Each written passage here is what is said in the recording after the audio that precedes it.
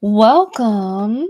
Hi guys. It took me a very long time to get on here. I know I said 7 p.m. I don't know if I'm going to keep promising certain times um, for my live videos in the future because I just never know what time I'm going to be able to come on. But we're here. It is 8:30 p.m. and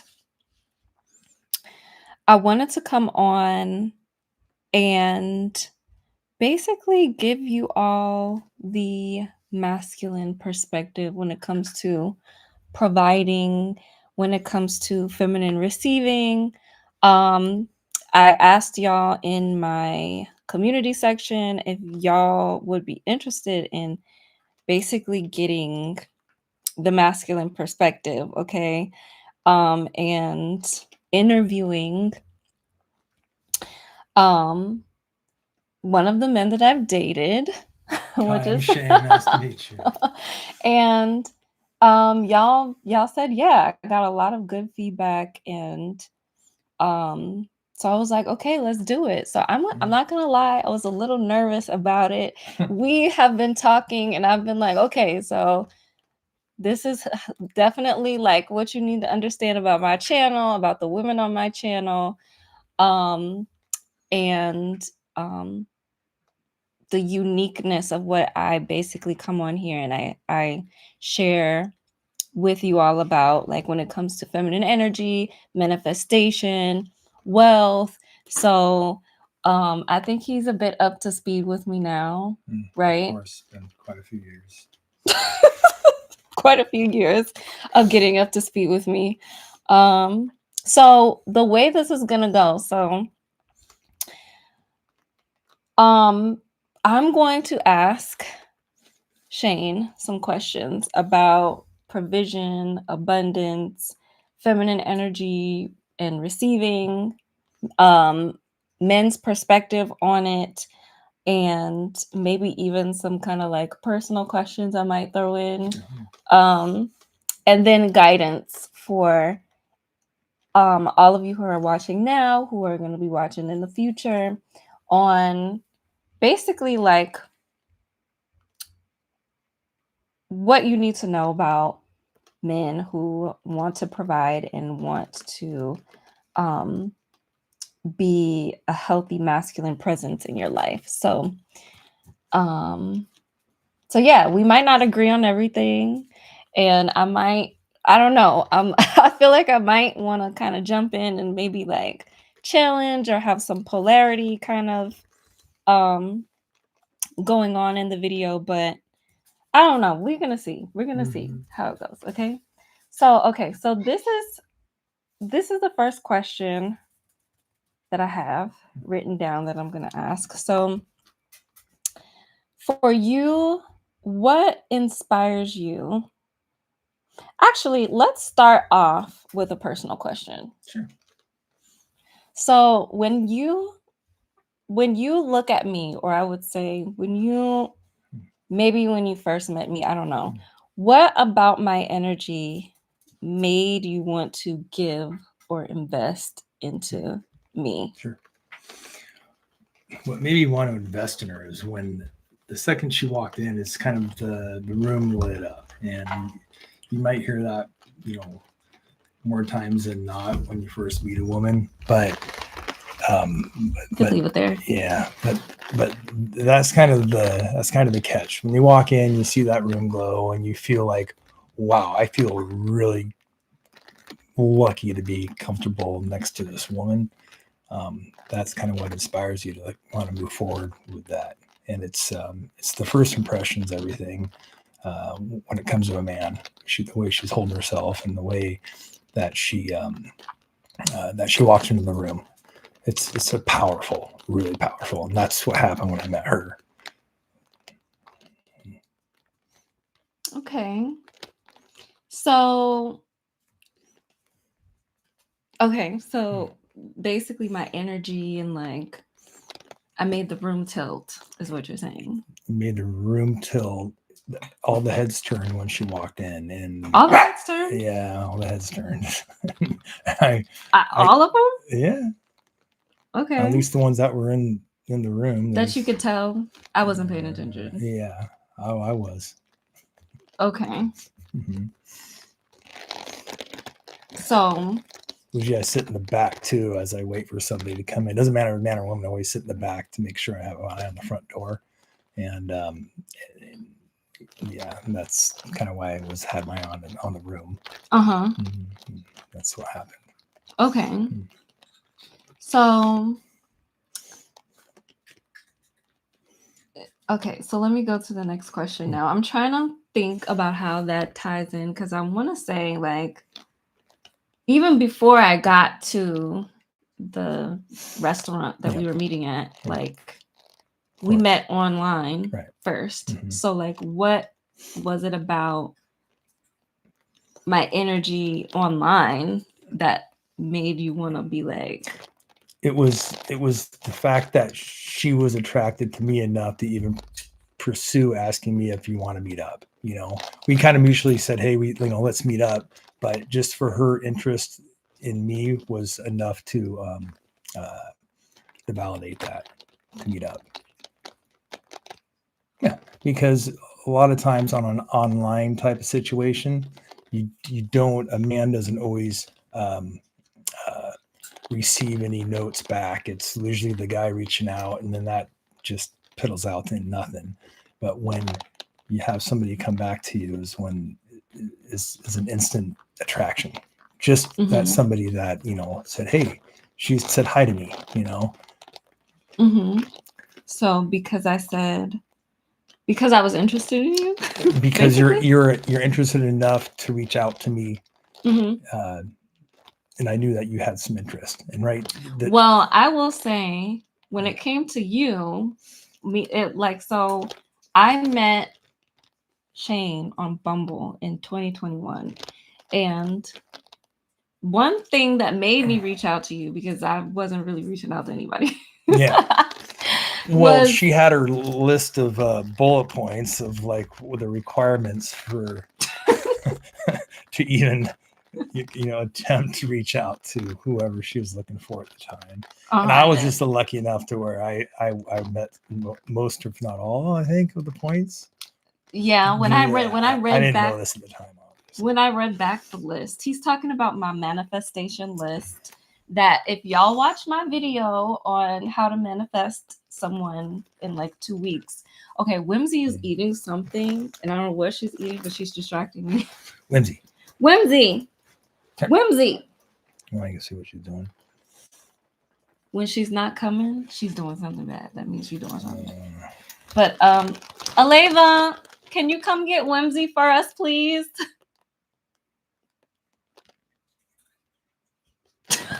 Do you hear her? Okay, sorry, y'all. We're gonna take just a moment to get the puppy together. What? She's right there. She's okay. But what's she eating though? She's right here. Okay. Sorry.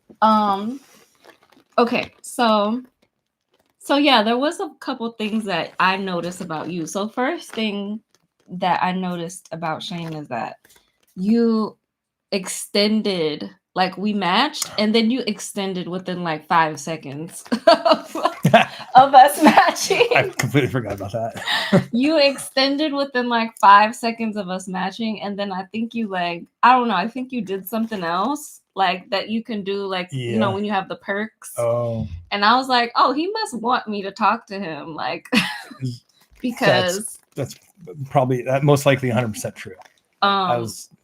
Because I was like, nobody else did that, so I'm gonna give him some extra attention. So yeah, I reached out to you. And that's also 100% true. I did want to talk to you. Okay, so I'm gonna move on to the next question. Okay, so another personal question. So how do you experience me when I allow myself to receive from you open? So I guess we can kind of go back to like when we first met. Like, how did... Understand? Yeah. So, what made me feel on you as a receiver, if I understand this correctly, you how would I feel on How did receiving you too? experience me when I allowed myself to receive from you? So, like, what did that feel like for you? It doesn't. It's kind of. I felt like there was no way I would not want to give something to her, because that is kind of, again, validating that I am attracted to her, and I'd like to um, see if she's appreciative to that receiving end of it, and how she appreciates it. You can talk when I'm doing the personal questions. You can be like, you. You can be like, yeah. Okay. You can be how you. Okay. So yeah, I just wanted to see how she. I knew that she would accept me more if I was able to provide something for her, even if it was small, if it was some flowers or anything like that. Just as long as if she knew that I was willing to go out of my way to give her something that in gratification, that she is interested enough to even seeing me for the first time. Okay, so I meant like, I mean, I guess you could talk in third person, or not third person, but like. Yeah. Then I personally felt I always feel good. I'm like giving people. I like making people happy. I always have. So, so as long as she was feeling, good to what I was wanting to give her, and she was comfortable in receiving it, then I felt like I was winning. No matter what. So. You want me to elaborate on that? No. No. That was good. So, okay, let's see. So, do you think men actually enjoy giving and providing? Of course, especially in the very beginning of a relationship, and it should extend out through the full entire relationship. But at the beginning, any man's going to want to provide, or at least show the woman something that he has, even if the man is unable to fully afford something that he really wants to give her. He's still going to attempt to do the little things that in hopes that he can attract the woman, because he's able to provide something. And there's there's kind of a time where a man's going to be a little nervous on what he's providing, and what he's capable of providing, as far as his comfort level, and monetarily speaking, and that's what's going to break it at some point. If the woman starts asking for more than what he is able to provide, although he would love to be willing to provide that, is where he's going to start having I guess, an insecurity, and that's where the transparency and the honesty starts. And ultimately, that's where the connection has either had been already made, as far as an emotional connection, or and if the woman's in it for just the money, then that's going to show at some point, and that is where the emotional connection, the man's going to detach from that fairly quick if he notices that she's just looking for the money and the money and the money. And the emotional part is what a man's going to hope for in the very beginning of the relationship, or when he starts providing her even the little things, he wants to be able to make sure he's getting something back. And what that is an emotional connection. It's all men want, the emotional connection, because men are just kind of,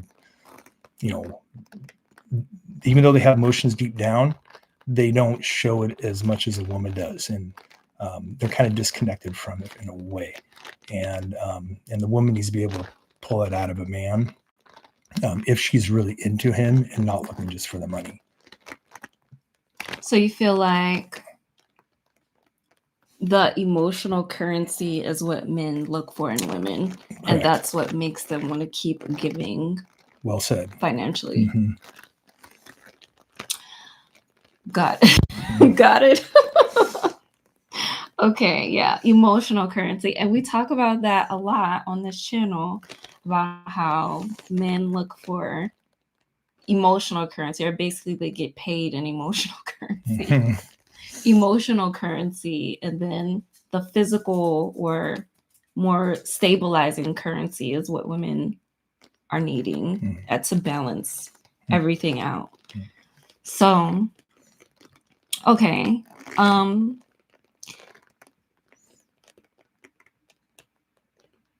So let's see, what would be another good question to kind of tap into?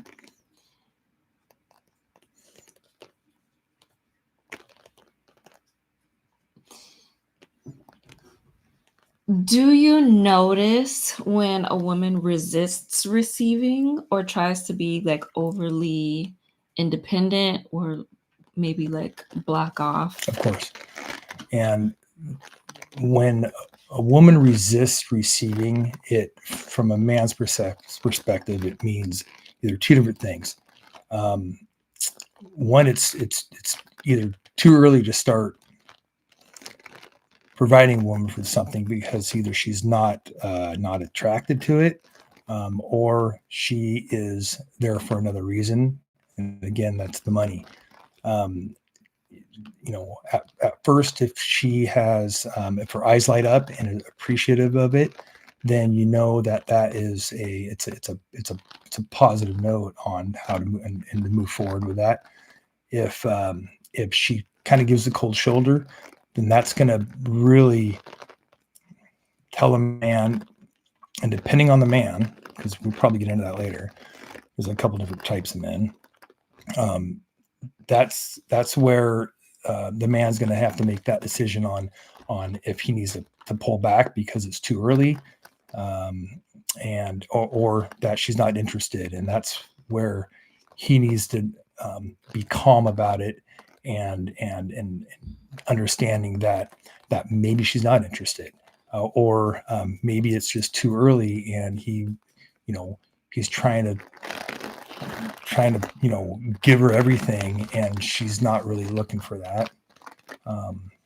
She's maybe looking for more of an emotional connection. He looks like in the way it looks like he's trying to buy her love, and that's kind of where a man needs to be able to call himself out immediately in that situation.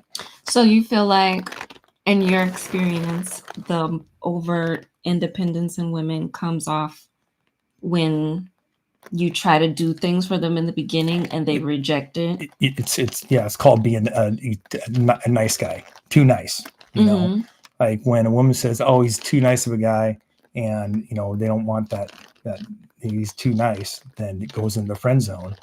That's when a man needs to back off.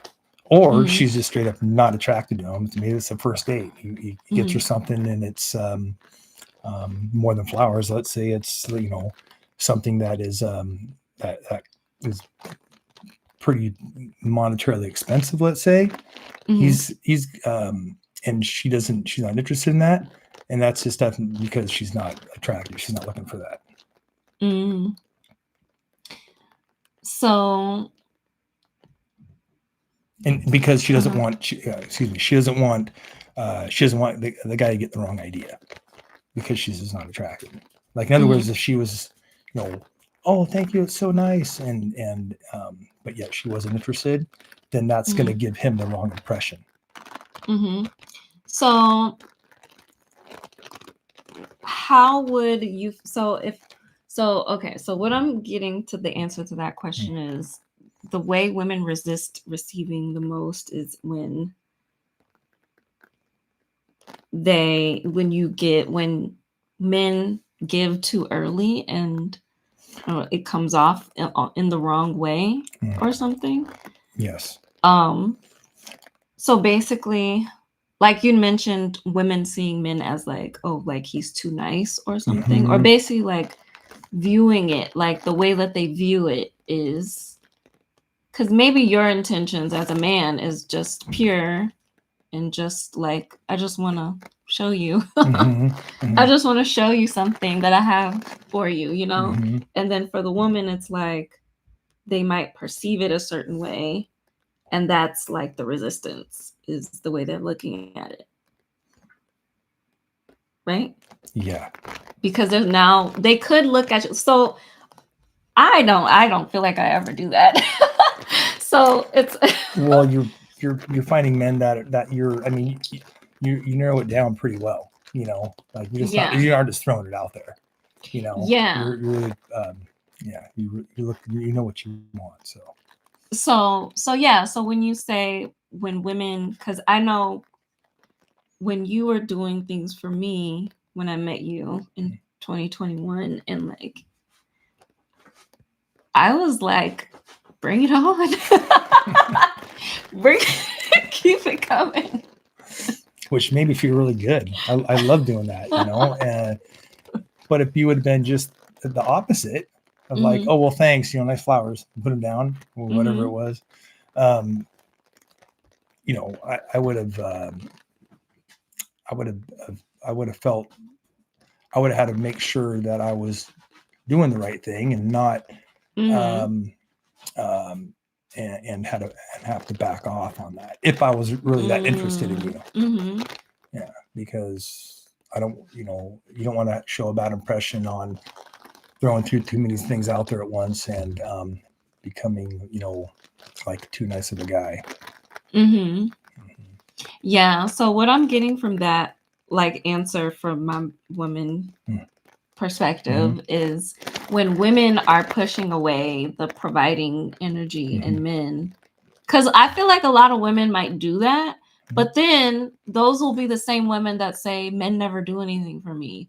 Men are like, you know, they'll be like, oh, I try to get him to do this and he doesn't want to do it, right? Like those will be the same women that'll be like that, but they don't realize that they were blocking it off in the beginning by like saying, oh, why is he doing like the little things in the beginning, right? They just kind of like block that off just by the way that they're perceiving it. So that's what I picked up on that for the women. So yeah.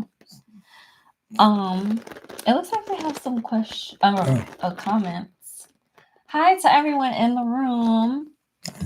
Welcome. We've been chatting for a little bit. And yeah, this is the video that we're doing on millionaire provider men and money and abundance and feminine energy. So thank you, Shane, for being on here with me. My pleasure. Hopefully I can give something back to help.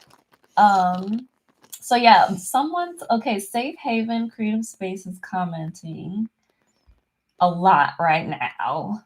So let me see. I don't know if this is a question. I'm just going to read through it. Okay, so trust issues from the woman would be another reason, in my opinion. I had to work on that myself some years ago with being more trusting with me receiving from a man I'm in a serious relationship with.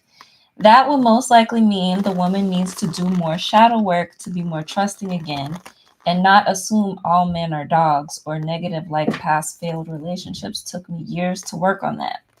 Both parties must have strong discernment when to give and when to receive, though I think healing on both involved goes a long way. I know from experience. I was about 14 minutes late. I'll have to watch the replay on what I missed. Yeah, thank you for that, like, very intelligent and insightful like share, and that's exactly what we were touching on. See, I told you the women in my audience are top tier. Nice. So yeah, that's basically what I was kind of like digging into based on his response. Is like, yeah, like it is coming from trust issues most of the time. When women react in that way, they're like pushing away a good thing and don't even know it, and then down the line they end up complaining about that same thing that they unconsciously pushed away because of, you know, the trust issues and things that they've been through in the past. So yeah, you're right, Safe Haven. Like that's where the shadow work comes in. That's where the diving deep into what's blocking you, what's holding you back, and like coming through on the other side of that. So and with that being said, I have Safe to Receive pinned in the comments, and in the description there is the both links to Safe to Receive. If you want to be a part of Safe to Receive, this is my 10K windfall activation, feminine wealth windfall activation. So you get to learn about it right now because I haven't shared with you about it. But basically, there's three main ways that I'm going to be activating women on, or teaching them how to allow wealth and abundance into their reality. And so the first way is magical money. So this is going to be money from like anywhere, unexpected money, surprise money. Last year, I won a $10,000 sweepstakes. And that was like a big magical manifestation for me because I had I made it set intentions for it. It was like I actually intended for $8,000, but I ended up winning 10,000. So that was my entry into magical money, and winning that much money after doing the energetic work, I realized that there were a lot of other ways I was magically manifesting money and I just didn't realize it. So that's the first thing we are going to be working on and entering into in Safe to Receive. The second thing is going to be masculine money. So masculine money is the money that comes in through the masculine energy or the masculine support that's already in your life, whether it be in a relationship that you're in, or the men that are already in your life that want to help you or support you, and they're just kind of like in the in the ethers, waiting for you to be like, come here, I need you. And then the third way is going to be feminine wealth through business. So we're going to be getting into all the ways that I was able to manifest 10K months in my business, and enrolling women into my coaching programs and everything like that. So if you're wanting to step into that feminine wealth activation, the links are pinned in the comments and also in the description. If you want to sign up via payment plan, you can click on the deposit link and put down a deposit so that you can secure all of the bonuses that come with those 3 modules that I just outlined.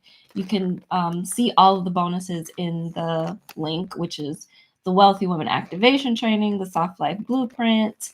I'm going to be doing for a limited time feminine wealth and abundance sessions where I'm going to be looking into your specific blocks that you have with wealth or money, habit blocks, feeling blocks, thought blocks, handling blocks, all of those things. And that's going to be an intuitive channeling that I'm going to do. So that's like energy work. That's going to be for a limited time only. But anyway, the deposit link, if you want to secure the payment plan and the bonuses, do the deposit link. If you're ready to go all in and just also get the early bird price, the pay in full link is right underneath that. So Safe Haven, thank you so much for your super chat. I appreciate you. So anyway, do you ready to get back into the questions? Yeah, let's go. Is there more comments in here? So yeah, no, that was Safe Haven. Oh, okay, I see. I read all of it out loud. Okay, I get it. Yeah. So, okay, so let's see. Okay, so what's next?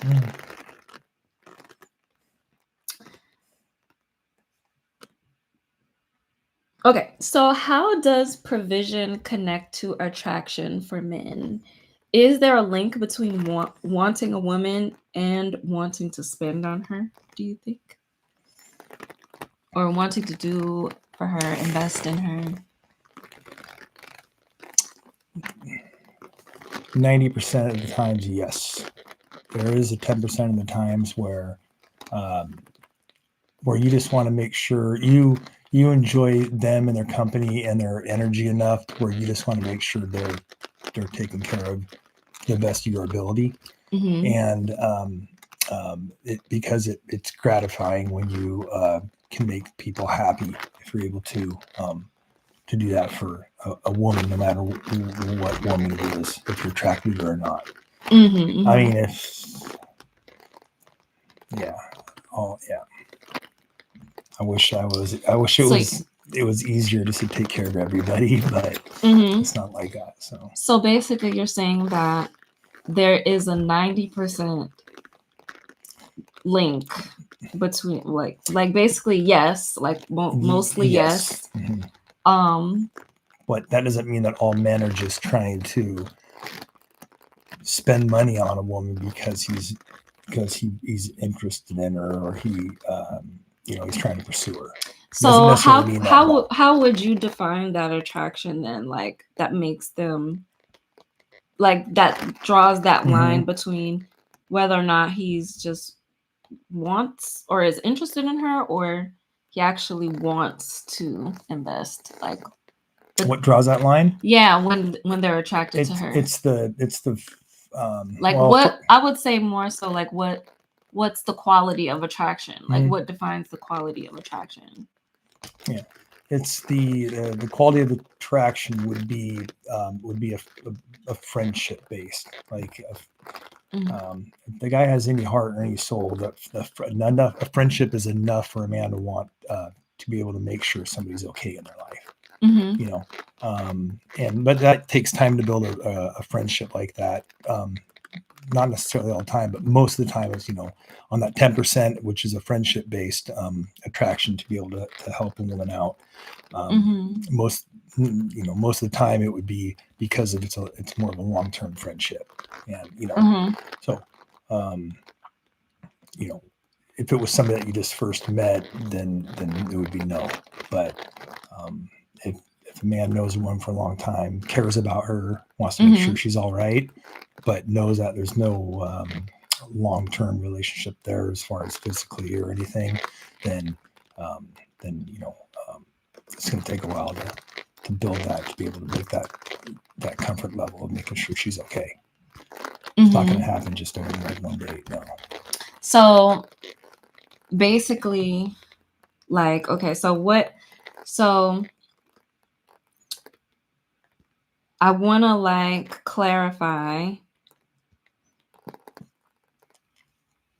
So for most men, so the first thing you said is most men, like it really all that's required is a solid friendship. Yeah.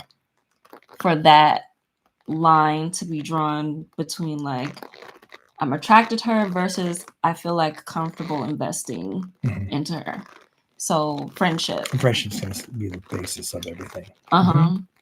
Okay. A man's also looking for a best, in as far as a relationship's concerned, he's looking for a best friend lover. He's going to want somebody that is that he wants to be around, enjoys being around, and is on the same level as that person.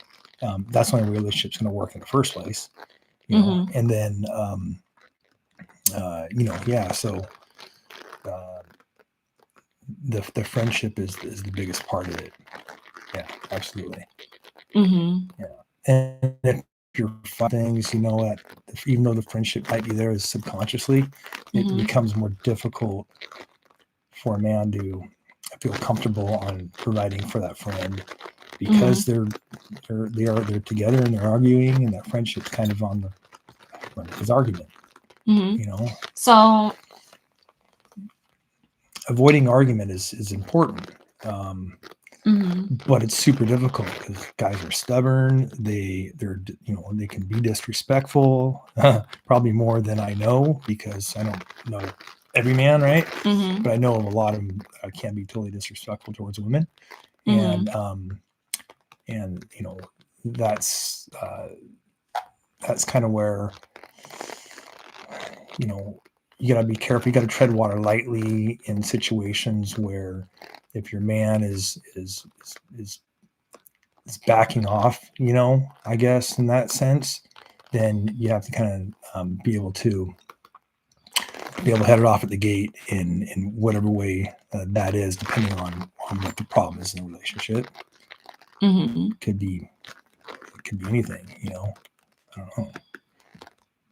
Okay, so baseline It's friendship. Yeah, baseline for attraction, a man feeling attracted in like or I would say not feeling attracted, but feeling like he wants to invest on her is friendship. Friendship, and friendship comes with attention, because every friend gives another friend attention, Right. So, but it's but not like ongoing, like every single day. No, attention, but like reciprocal, right? Like I care about you, you care about me, type of thing. Yeah. And one of the things that feels really good is when somebody's thinking about you. It doesn't matter if it's a man thinking about woman or a woman thinking about man, as long as you know that you're being thought about is enough basis for a friendship, and it's attractive. Right. So there are a lot of men, or I would say there are a lot of women watching this right now who have male friends that care about you, right? So that's actually, it's funny that you brought that up, because in the Soft Life Blueprint, which is, it's one of the bonuses in Safe to Receive, but also just another thing that I created, like a master mistress class that I created, teaching women about like starting to allow men to help provide for them. One of the things that I mentioned in there is that your male friends or your guy friends tend to like care about you. And a lot of the times if you voice what you have going on in your life, they will be open to helping you, and like that way, that's like the beginning way for you to start feeling comfortable with being supported. So I think that's interesting that you brought up, like the friendship part is really, that's only necessary. It's solid, because even if it was a friendship that had developed into a relationship, and if you were not in that relationship anymore, that friendship is still there, then that's what's going to solidify the man to feel like he still wants to take care of you.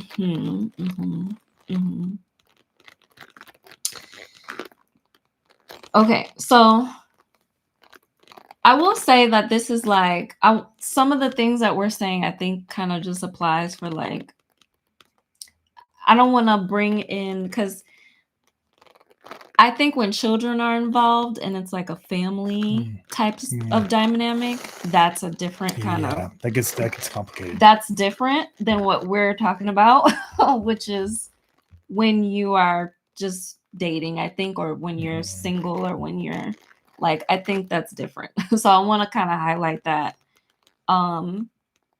because and Shane, you don't have any children, right? No children. So we're not talking about any baby daddy or baby mama situations. That's by choice, by the way. Oh, by choice.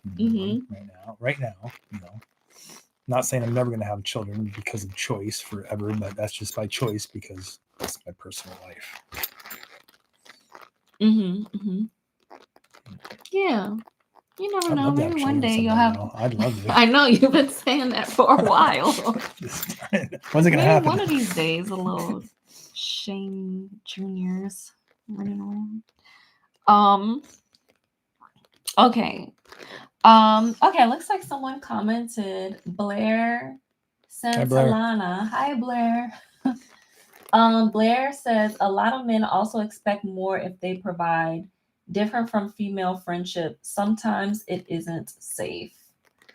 Yeah, what do you say? What do you have to say about that for like the women who kind of have that fear of, because that's a reason why a lot of women, I'm not even gonna shy away from that. That's a reason why a lot of women do have that bad taste in their mouth when men try to help them with things or try to offer them things, because they automatically think he's going to expect sex, or they automatically think he's going to expect something out of her. And I always say on this channel that the appreciation, I think, is the thing that they want the most or get the most satisfaction from. But yeah, what do you have to say? Yeah, well, kind of going back to where the timing of the either where the relationship, it starts off as you know, a friendship bond has been created along with that relationship. It could be at the same time or whatever, but that friendship, if that sticks around after relationship, then that's a trustworthy offer coming from a man to help provide. I can understand if you don't know the guy and maybe it's a new you just met and he's trying to give you something because yes, he most likely he's looking for something other than just trying to be your friend. Um, uh, but it depends on how long you've had known each other, for instance. So like, what if you've only known a guy for a couple months and you met him through a group of friends and he was just, super cool guy and he takes care of a lot of people. And if he was to say, "Oh, you need any help? You need there's something going on. Can I help you out?" And that I would consider that a trustworthy offer. But if it's right out of the gate, depending on what the offer is, I mean, offer could be anything, but if it's, for example, if it's like, you need a ride somewhere and you need to get the Uber and the guy's like willing to help, then that would be a trustworthy. But if he's wanting to give you straight up money to, because you want something that's, a tangible item that isn't necessarily what you actually need it, but you want it, and he's offering to buy it for you, then yes, I would not trust that as much. It's not necessary. The Uber would be a safety issue, but a tangible item that's not something that you actually need, but he's willing to buy it for you is the other side of the spectrum of that. Yeah. So you don't think that there's men out there who would also try to like use money they give you for like things that you need also to, if the guy's giving you straight up money, then he's expecting something. Yeah, right. Yeah. So that's called a sugar daddy. Well, yeah, I mean, okay, so this might be one of those polarity moments, okay? So what she's saying is that a lot of men also expect more if they provide, right? So I think, right, and they provide, what she's saying is that she doesn't want, like, from that lens, there's a fear for the feminine, from the feminine perspective, that if I allow a man to assist me, I'm putting myself in danger. Now, that belief in and of itself is not healthy for any man, because even the good men have to suffer for that belief, right? So we don't really want women to feel that way or feel like they have to guard themselves constantly in that way all the time, right? But more so, like, what tools can she use to be able to know the man that is safe versus the man that is unsafe? Because she specifically said sometimes it isn't safe. So the man that is safe versus a man that isn't safe. That takes some background on the guy that Background you're check? talking about. Not, I wouldn't say a background check like internet background, but a background check Do a on, background check. yeah. So, but the background check is who is this guy? Who knows him? Oh, Do you your think you friends ain't know never got him? background check? I found that out like a couple years after I met her. Like she background checked me. It's like, oh great, how bad was it? No, it's not bad, but I was young once and had my fair share of fun. But no, seriously though, the if the guy's trying to offer and you don't know the man very well, then it'd be very helpful to keep yourself safe, to find out who, or know, hopefully if he has friends that are connected to your group, or if anybody that that you can be able to ask questions with, and if you see anybody, just all that kind of stuff on what type of guy he is. I would definitely look out for yourself if he's really trying to say, I want to take care of you, I'll take care of you. Yeah, and I think the background test. So, but Blair, yeah, I will do a background check. Yeah, I mean, I tell all the women, like, you don't need to waste no time on a background check. Like, that needs to happen as soon as you know his name and his phone number. Like, any kind of information you have, you need to do a background check, like, immediately, because you don't even want to, like, I've had women friends, like, in my life that were talking to a man for months, and then they find out something about him being like, the last few relationships he was in, he was like, had all these domestic violence charges, and you know what I'm saying? So it's like, how are you talking to somebody for months, you know? But she had a feeling while she was talking to him, and that's what led her to do, like, investigating. But I'm just like, avoid the stress. The stress and just do it in the beginning. If somebody's trying to overindulge on helping you out, that should be just a flag right there to, like, hey, if you are remotely interested in it or accepting those offers, or however you want to play it, then I would definitely look into that. That's something you just don't. If you don't know the person, you definitely look into them. Yeah, if you get a feeling, if you get that intuition that's telling you, then you already probably know. But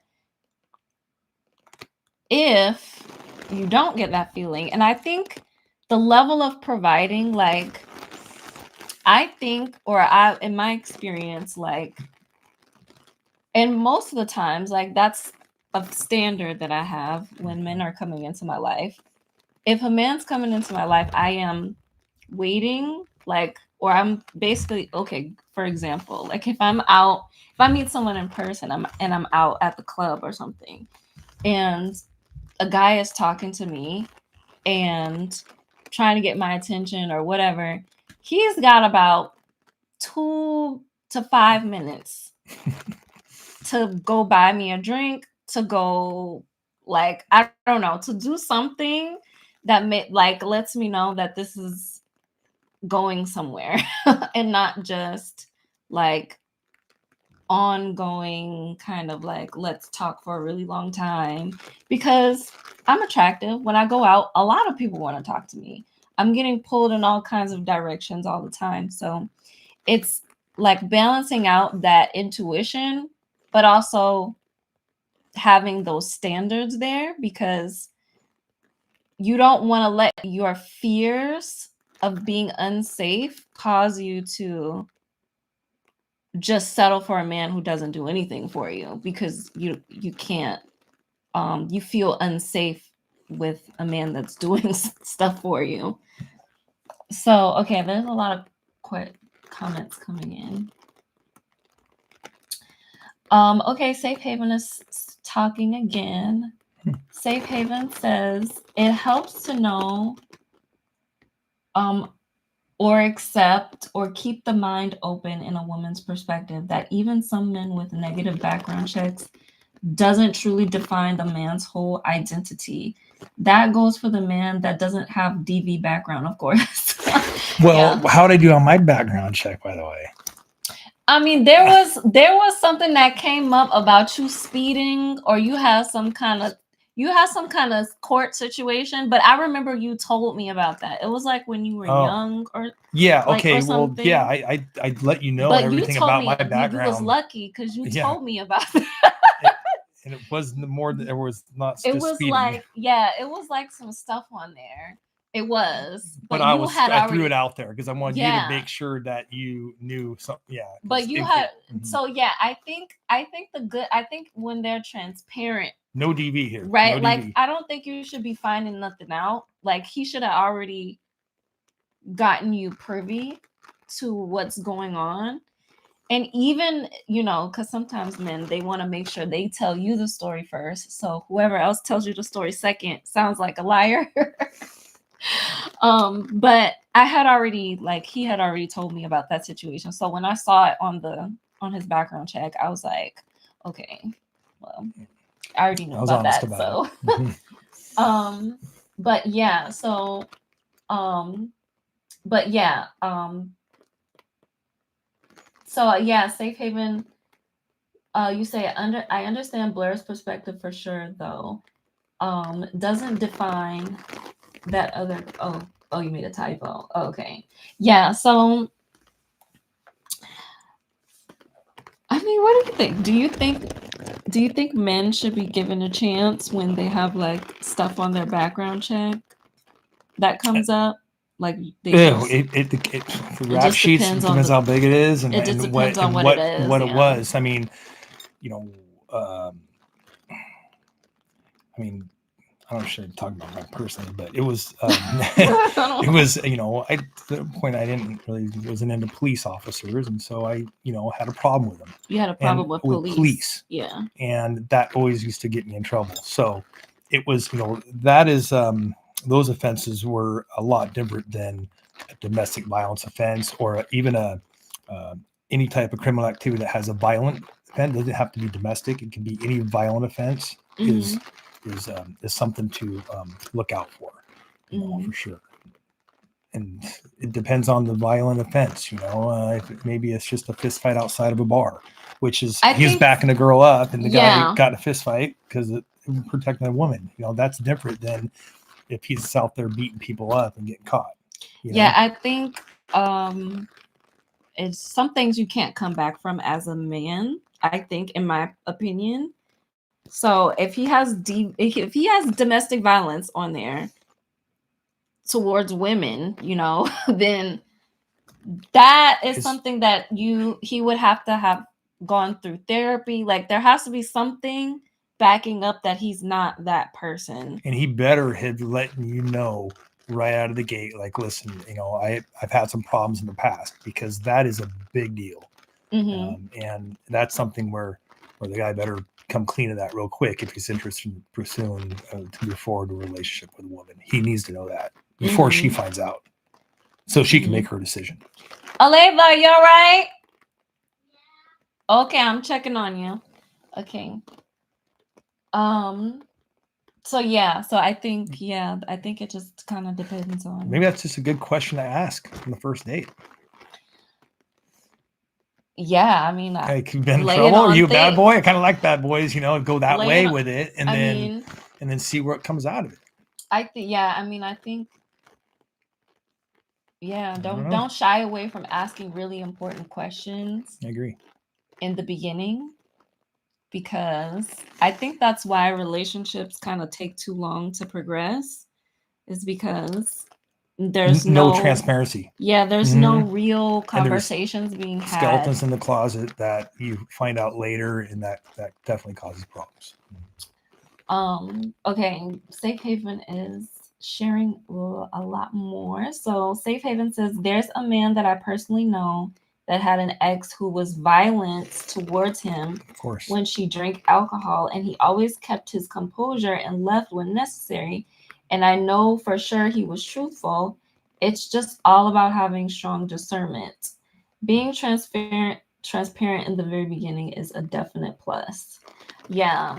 Um, yeah, and so I guess he eventually got her like tired of her being violent towards him and he started throwing hands. What happened with that? Ooh, I That's mean, there's I've heard if he horror stories of the woman being the one that makes the assault and then the guy getting arrested. I've well heard of this that is before too.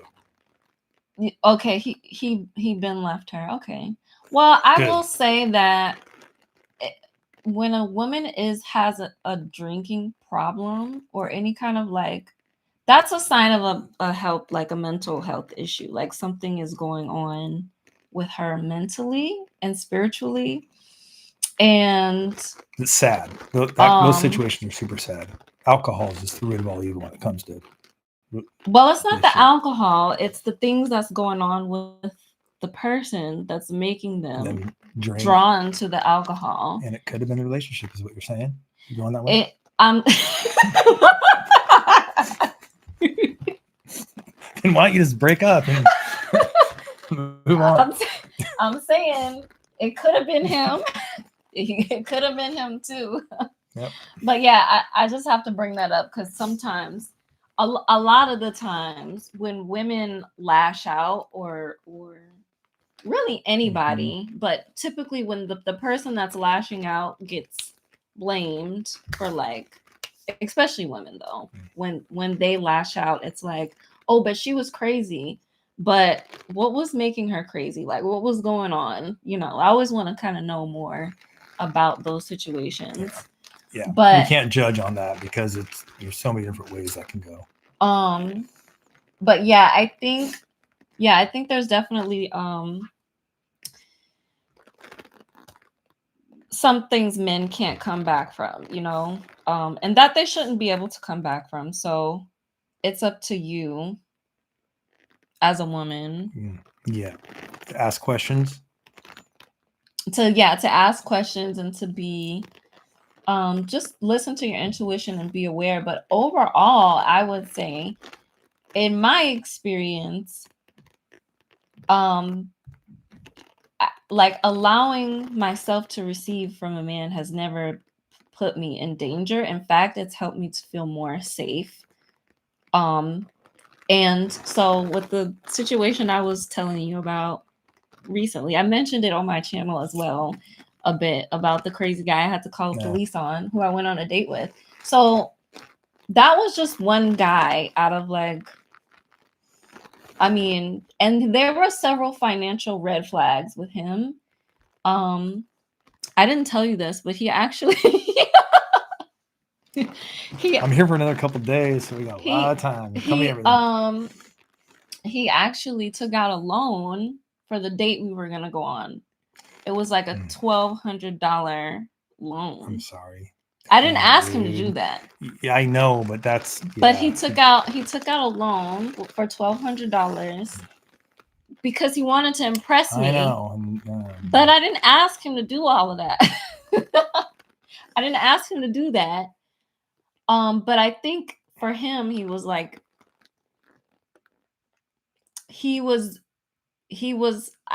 so that's always a financial red flag. And I think while we're on the subject of safety, for other men that have been a little crazy, that has also been a red flag when they're spending money on you that they just don't have to spend. And they're literally like spending their rent money. They're spending like money, like they're just spending literally so they can impress you, but then it's taking from them more than anything. Like they're not doing it wisely. They're not saying, hey, I really want to take you out, but this is what I'm working with. Are you open to doing this? Are you open for the date to look like that's not happening? It's like, no, I want to be the big boss. I want to be the man, but I'm not him yet. So that was a huge actually red flag. Before we even went on the date, he told me that he did that. And I was like, I'm just gonna let you know right now, like, if you are being irresponsible in any way, like, I don't want you to do that. Like, Did you even know him at all before that? Ever talked to him before? I Was was, this? I was talking to him for like 2 weeks. Oh, okay. On phone, or did Yeah. you know him face to face? I did, yeah. Oh, okay. I had been talking to him for a good 2 weeks. Where'd you meet him at? We're not gonna get into that right now. Later. We're talking about so so yeah, that is a red flag that I have noticed in men, and that's why, I guess we can kind of that's kind of a subject I'm sure that you probably have a question about, about about financial stability and how that is. Yeah, I did have I mean, it's the emotional stability versus financial stability, and how where those kind of meet in the middle. And hopes you have the best of both sides of it. Are you saying like for because men? because the man will become If a very man's insecure if he's spending money with you not knowing it's a new relationship, and he's spending money that you don't know he's spending money he doesn't have, and that will eventually become a insecurity to him because he knows he can't afford it, but he's trying to impress you to get you. And which super detrimental to relationship, and it even could be 6 or 7 months down the road, because maybe the guy does have a little bit of money, but he spent it too quick. And you brought up something just now. You said emotional stability and financial stability. I think that for me, in my experience, there has also been kind of a tie for the men that I've met between the two. Good, you met in the middle. Or a tie, is that what you mean? Like, I'm saying both. No, I'm not saying like I'm saying that there's like a deep connection, like meaning the most emotionally unstable men have been the brokest men I've ever met. In my experience, they have like typically all broke in every way because they're so emotionally unstable. They can't keep anything, or they can't sustain any, including money. So they can't really grow much of anything. And so that's why I was actually really disappointed in that guy for responding in that way, because I'm just like, you're just making yourself broker. Yeah, I'm surprised that like went there. I'm like, you just literally, like, you're cursing yourself right now. Like, you could have took the situation and made it into something that could have benefited you in a lot of good ways. But the way that he emotionally responded to feeling like I was out of his league was like, I have to tear her down because I'm feeling down. Maybe next time you should tell him not to do that. That's not smart. I'm not telling him nothing. I called the police on him. After you spent the money. Well, I mean, he didn't spend much of the $1,200. I wasn't even, he was offering. It was his mistake. Anyway, so I have seen a tie between that in my connections with, and so, but you've always been generally pretty. That's actually really like a green flag for me when I meet men that are like always pretty emotionally like just the same. Like not much changing, not much going like crazy there. So that way I also feel comfortable if I want to be just a little crazy. You'll be like more stable to kind of hold that. I'm here for you. Okay? So I'm like, that's actually like a green flag, definitely. I mean, from the feminine perspective, and that was something that you definitely had, was like, it's like this energy of peace, right? Like, there's no drama, there's no. The man should be comfortable being alone. That's a big thing. He has to be okay with that, because if he's not, and he always has to have a woman in his life, that he hasn't came to terms with himself on know how to be emotionally stable being alone, because it's hard for anybody to be alone. It's super difficult. It takes time to learn how to be alone, but when you're alone, you can kind of give yourself a chance to be more understanding with anybody that you want to start talking to, and yeah. I think a lot of the men who are unstable have been alone for a long time. I think that but not because of choice. Right, yeah. Not because of choice. Okay, let me rephrase that. Mm-hmm. You need to know, a man should know how to be alone for choice. Like he says, no, I'm just not going to, I don't want to date any women because I don't, even though he's an attractive man, has money, just don't date women. Sovereign yes. alonesomeness. Yeah. Mm-hmm. I like a Buddha, how these, yeah, the hermit. like the hermit. Mm-hmm. Yeah.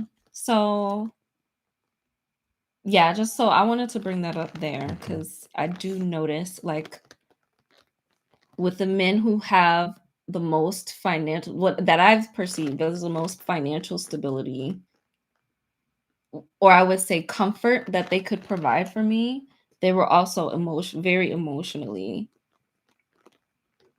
at ease. Like, and then the men who brought a lot of drama into my life were also the ones that I felt like were like depleting my feminine energy. And I also felt like they were also kind of making their life ridden with bad luck because they didn't know how to hold space for their own emotions or mine. So it was just a bunch of chaos. Okay, let me go back to these questions. If you are coming into this live video now, I think the last time I checked in was like when we were maybe 20 minutes into the video. So, yeah, I guess we'll ask a few more questions and then maybe wrap up. But yeah, so we are doing a live video on when millionaire men provide, and I'm asking Shane here questions about provision and abundance, feminine energy and receiving, the men's perspective, some questions about me and him, some personal questions, and then some guidance for women watching. This is what this video is all about. So y'all said y'all wanted to see a video like this, so I'm delivering right now. I was nervous to do it at first, but I'm doing it and sharing just a bit of my own like personal life a bit with you all as far as relationships go. So, what advice would you give to women who feel guilty for asking for support? Like, who feel like just like really guilty about it, and it makes them just not want to like say anything. Yeah, sure. The advice I would give to a woman that feels guilty about asking support is that she is that she wants to make sure she has a boundary that she sets fairly quick, asking for the support. And what I mean by the boundary is not just an abrupt like, hey, by the way, I just want to be friends, but I need some help. It's just like it's more or less like the sincerity of communicating with a man, which depending on the man is going to be different on how you do that. But it's sincerity of asking for the help, and with him understanding that you're not looking for any type of to give him anything in return. It would be it'd be basically just be completely honest and that you're in distress and you need help from him, because I mean, on the other, if you're to asking for something that we've talked about this again, a tangible item that you don't necessarily need but you want, that's going to be a different target of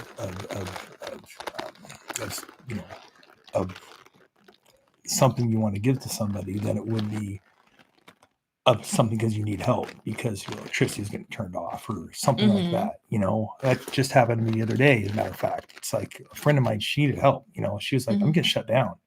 And I go, oh, geez, that's a hit. That's a lot of money. She's like, no, but I owe this much. This is what I need so I don't get shut down. I'm like, oh, and I helped her out, but, she was just, she was honest with me about it. And I was happy to help her out, and I was lucky enough to be able to help her out. But yeah, of course, if she was like, oh, I need this right now, and and she goes out and buys something she doesn't necessarily need to keep her electricity on, that's kind of like that's something I would suggest to do, in other words. So basically, there's a difference between asking for what you need and asking for what you want, and Correct. there's a different way of framing each thing. Yes. So I mean, from my lens, I feel like men are generally more quicker to help you with things that you need because it feels like it's more important, right? Like your friend, right? A necessity is something that you need to live, right? Toilet paper, you need that, right? And so things like that, and and I know it's tough out there, and a lot of people in position, especially right now, more than ever, that they do need that, and hopefully there's enough men out there that understand that. And it's pretty it's hard to say anymore. It's difficult out there right now. So what if a woman, so what advice would you give to women who because sometimes, a lot of the times, okay, whether it's a need or whether it's a want, support is support, right? Whether it's like, oh my gosh, I really want to go to this event and make sure I have a good dress, that I look good when I go to this event because I've been wanting this for a long time and da da da da da, right? So they feel something like that because maybe it's not a need. Maybe they're telling themselves, well, it's not something that I need, but it's something that will give them a lot of confidence. Yep, and help. Yep, I got your drift. Then I wouldn't go look for that dress that costs $500. If you, I mean, if she's dating, if she's talking to a millionaire, then the millionaire is gonna. She doesn't matter. It doesn't matter. And they're friends, like you said, they have that friendship.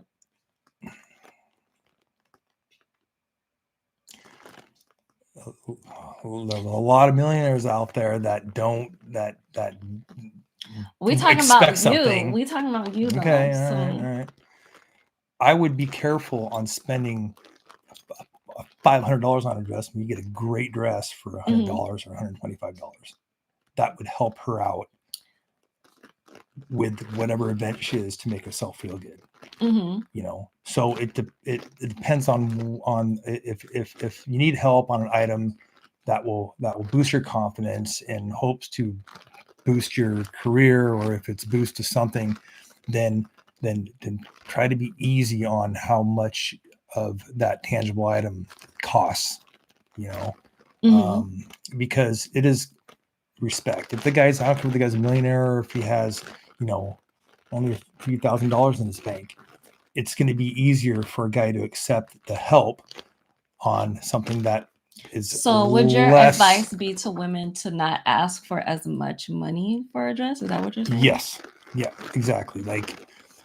If they feel guilty about it? If they feel guilty about it, yeah, then it's, if something costs a lot of money but they can find something that's comparable. Okay, that so costs less money. That's a better move. So I will say that I never said the dress had to cost $500. You said that. Well, there's a lot of dresses that cost $500 out there.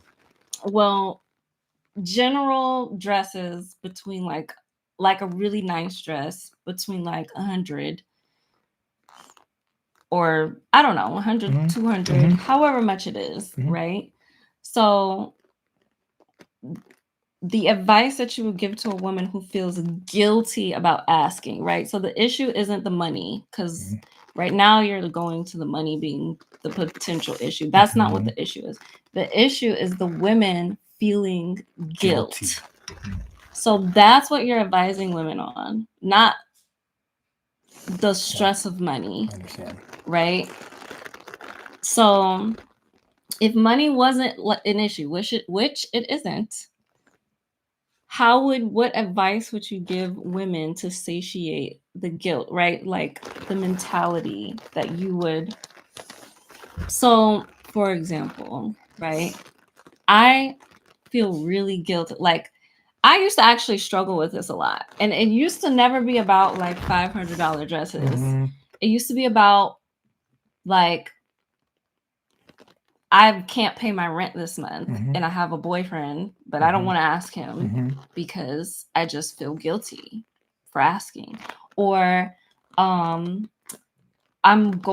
he's taking us somewhere, we're going to the corner store, we're going to go get some food to eat, and he's checking out to buy food, and I just feel guilty because he's buying me food, you know, right? Like, this is the type of issues that like women are wanting. You should never feel guilty, right? But that what we're talking about is rent. Your example of rent. So you should not feel guilty about that. The same thing as keeping electricity on. That's something where a guy should be like, oh damn, you know, she's like getting kicked out or lights turned off. You shouldn't feel guilty about that. So we're gonna take that same logic and apply it to a woman wanting to feel like she hasn't been out in a long time. Maybe she's a single mother and she has a bunch of kitties and she has to I'm saying kitties because there's this funny creator on Instagram who, let me know if y'all have ever come across this creator. I don't know what her name is. I'll try to look it up right now, but she basically does these funny reels of like old African men basically talking about how he wants a kitchen-based woman and he keeps women busy with kitties. I gotta keep her busy with the kitties. Every year she have kitties. So but yeah, so maybe she's busy, like really busy, she has kids, she doesn't get to like feel good a lot about herself. That to me is also a need, because they need to feel good. Yeah. So like if a woman is feeling guilty, what are some empowering words about those things that you could say to her?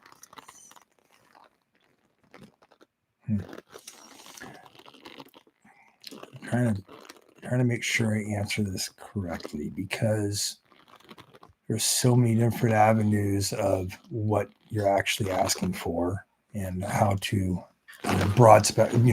broadly answer that is a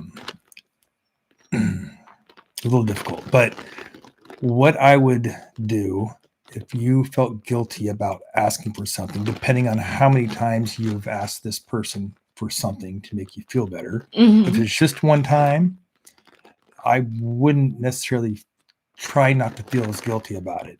If it's been multiple times, then because you're feeling guilty about it because it's been multiple times, then I would find somebody else to try to find. So basically you're like, if you're feeling guilty, then ask somebody else. I do kind of agree with that though, because if you are asking and you feel guilty as a woman, you're starting to feel guilty, I do feel like that's like a sign that that's not the right person to be asking. Especially if it's been multiple times. Oh, you like it? Oh, good.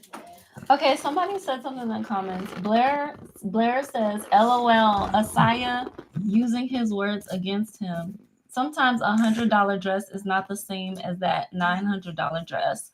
A man's wealth must be seen on his wife. Yeah, so. But the thing I don't understand though is that is a marriage. She's talking about a marriage, right?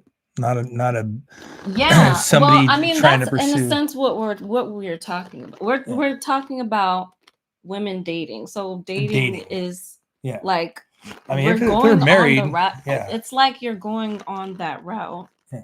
anyways. So, Yeah. that's what I was kind of trying also trying to reiterate, because every time I was asking you questions, I feel like you're just like random person asking me for money. This random woman, and I'm like, no, it's not a random woman. These are women, like, and that's why I'm like kind of bringing it back to like me sometimes, because I'm like, well, if it was me, Yeah. but yeah, I do think so. The reason that I was kind of shifting it away, Yeah, because this was we're talking about feeling guilty on asking somebody. sometimes wives feel guilty for asking their husbands for help, for money. They don't even have access to bank accounts. The man has access to everything, right? So like women have been in a lot of ways conditioned to just not ask for anything. And for a lot of women, that's like something that they're trying to feel more comfortable with. Yes, my love. Your phone is in my bag and it needs to charge actually. So yeah, so that is a thing. Yeah, and I don't. I'm not. I'm not the wrong one to answer that, because You're the wrong one. I'm the wrong one to answer that, because I'm not in. I'm not. I've never been in that position before. Being married and not providing 100% for the woman. If she was my wife, she gets whatever she wants. So yeah, and then the reason I was bringing up the money thing, right, is because, well, the amount of the dress is because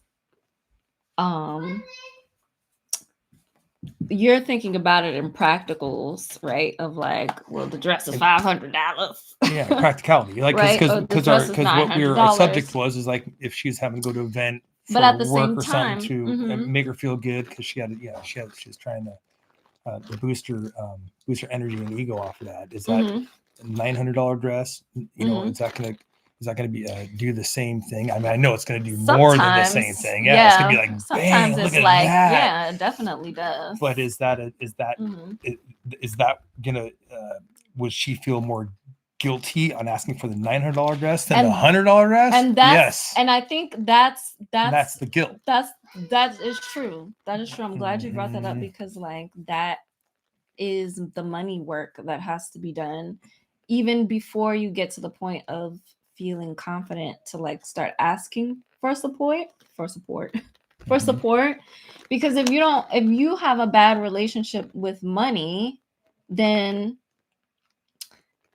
asking for money is gonna feel bad. Especially the amount, right? That takes a certain level of like you just have to decondition yourself out of certain money mindsets. And that took me personally, a while, right? Like that was a journey for me as well, to feel like not intimidated by big numbers, and started to see that what the payoff was going to be, what it was worth, right?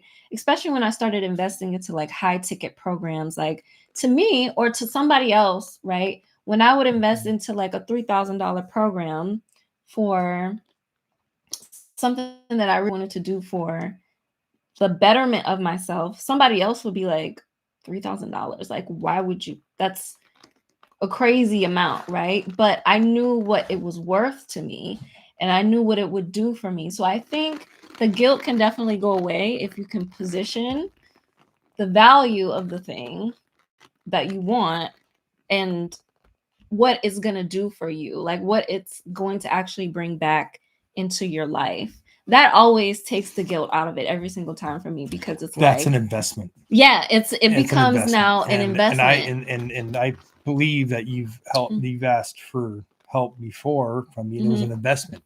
And because you're investing in yourself, and I was like by all means, it wasn't a $2,000 dress, it was a $2,000 investment, which are completely different.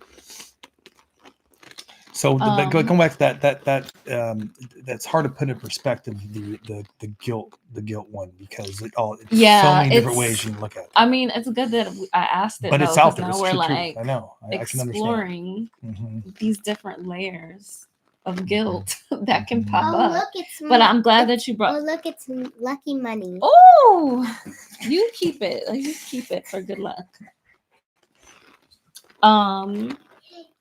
So yeah, that's like kind of breaking down that further, Blair, on why Lucky money. I felt like I needed to kind of like bring up the money part. And it's good that we did that, because I didn't even see that kind It's a of beautiful one, though. like stuck in there, because like it is true that women will feel guilty asking for more, even though they might need the thing that's more.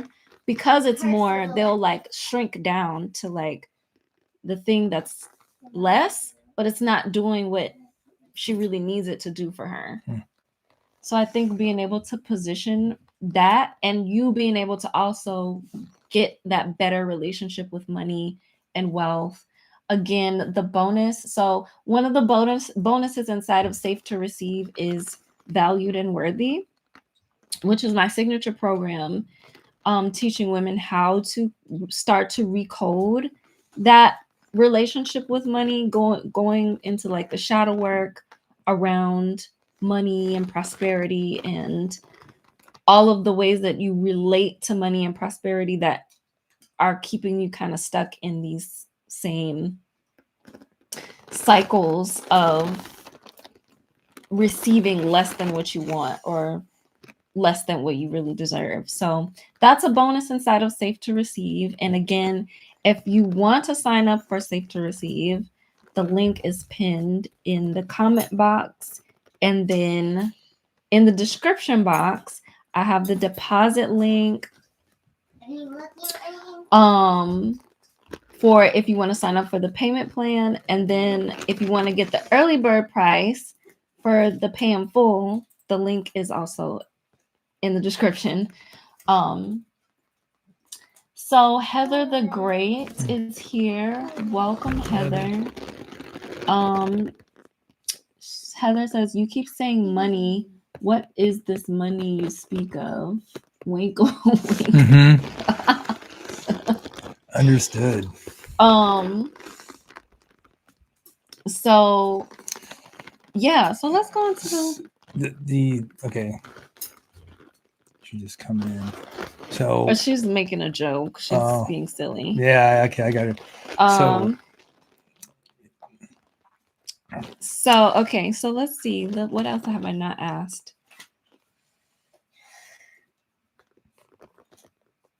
So has being with me, around me, shifted your own view on provision or feminine energy in any way?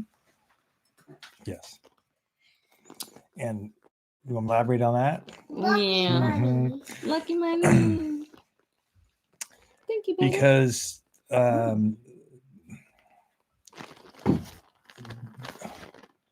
I wish more men listened, but I'm a listener, and so I'm elaborating that because you asked me that question personally, right? Yeah. Yeah. And listening,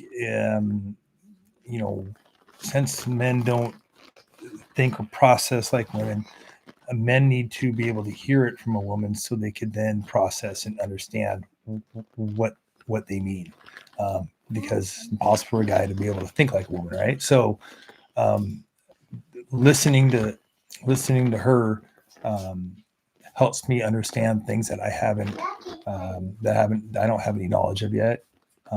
And this doesn't go for her; it goes with all women that I see, and it's because they all have different perspectives, but at the end of the day, they all have the estrogen level that is what men need in their life, and they don't really they don't have that unless they are told on how it works. So listening to you are more in tune with anybody because it's your it's part of your profession is to have the feminine capability of helping other women out and everybody out on the understanding of a woman. And so that's why being around you helps me a lot with just by listening and understanding that. Okay. Mhm. Okay. Does that make sense? Yeah, I mean, a little bit. I mean, I kind of do want a little bit more detail of Mhm. like what exactly shifted for you, right? Like you said that it has shifted your view on provision and feminine energy in any way. And you're like, yeah. So like what? I want to say shifted as I learned more. Mm-hmm. You know, I've never So- shifted. Like I always listen to a woman because they've always been right, even though men like to think that they're not right all the time, but 100% of the time they are. And so, but being right all the time doesn't necessarily mean that the guy knows and understands why they're right. And understanding why they're right is more important than just saying, oh yeah, they're right. Well, why are they right? You know? Yeah. And so listening to you helps me understand why they're always right more than if I didn't listen to you. Does that make sense? So basically, so you're saying your views haven't shifted. You're saying your views haven't shifted, but it's the understanding of you're the getting views that I'm deeper understanding, trying to process and take. Yeah. Okay. Okay.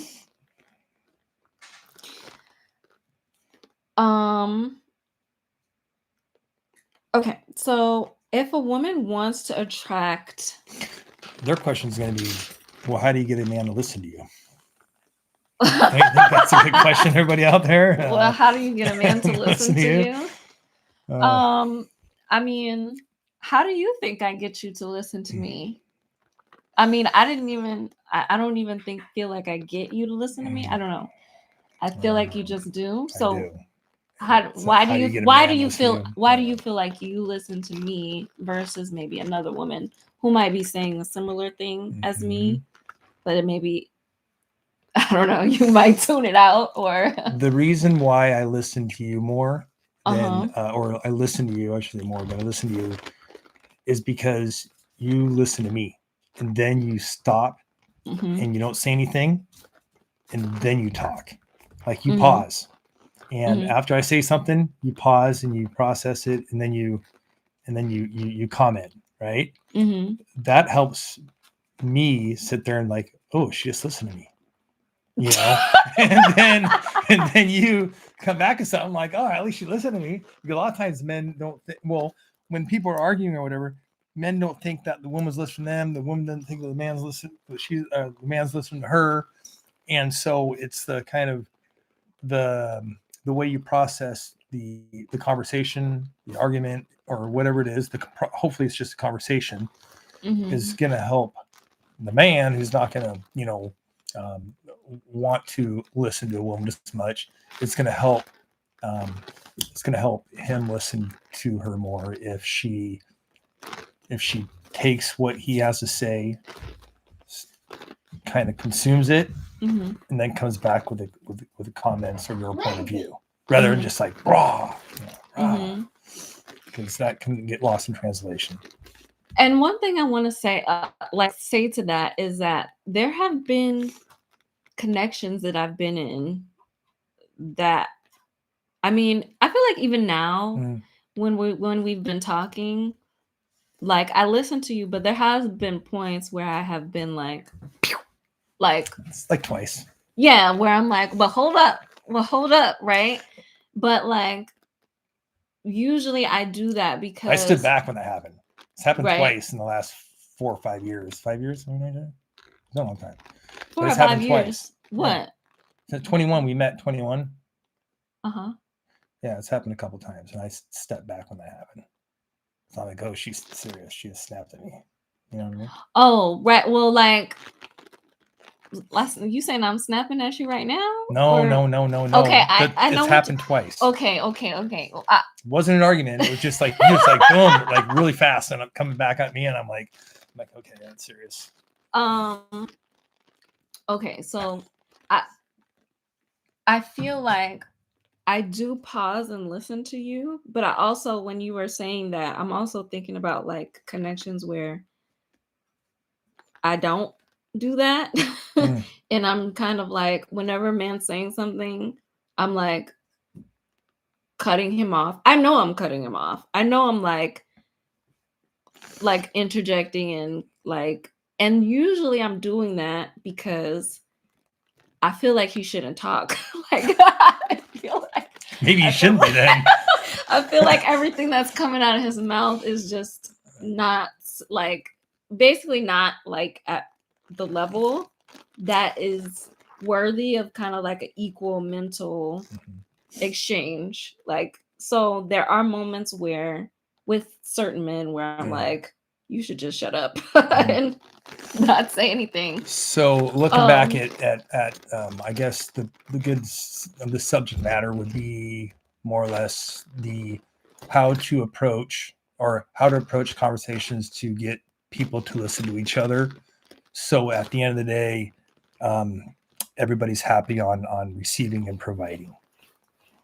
You know. Well, what the reason I was bringing that up is because I don't do that with you most of the time, if Okay. ever. Like when we're having just a regular conversation. We're not talking about us though. Yeah. But I'm also saying like in general. No, because the question that I just asked was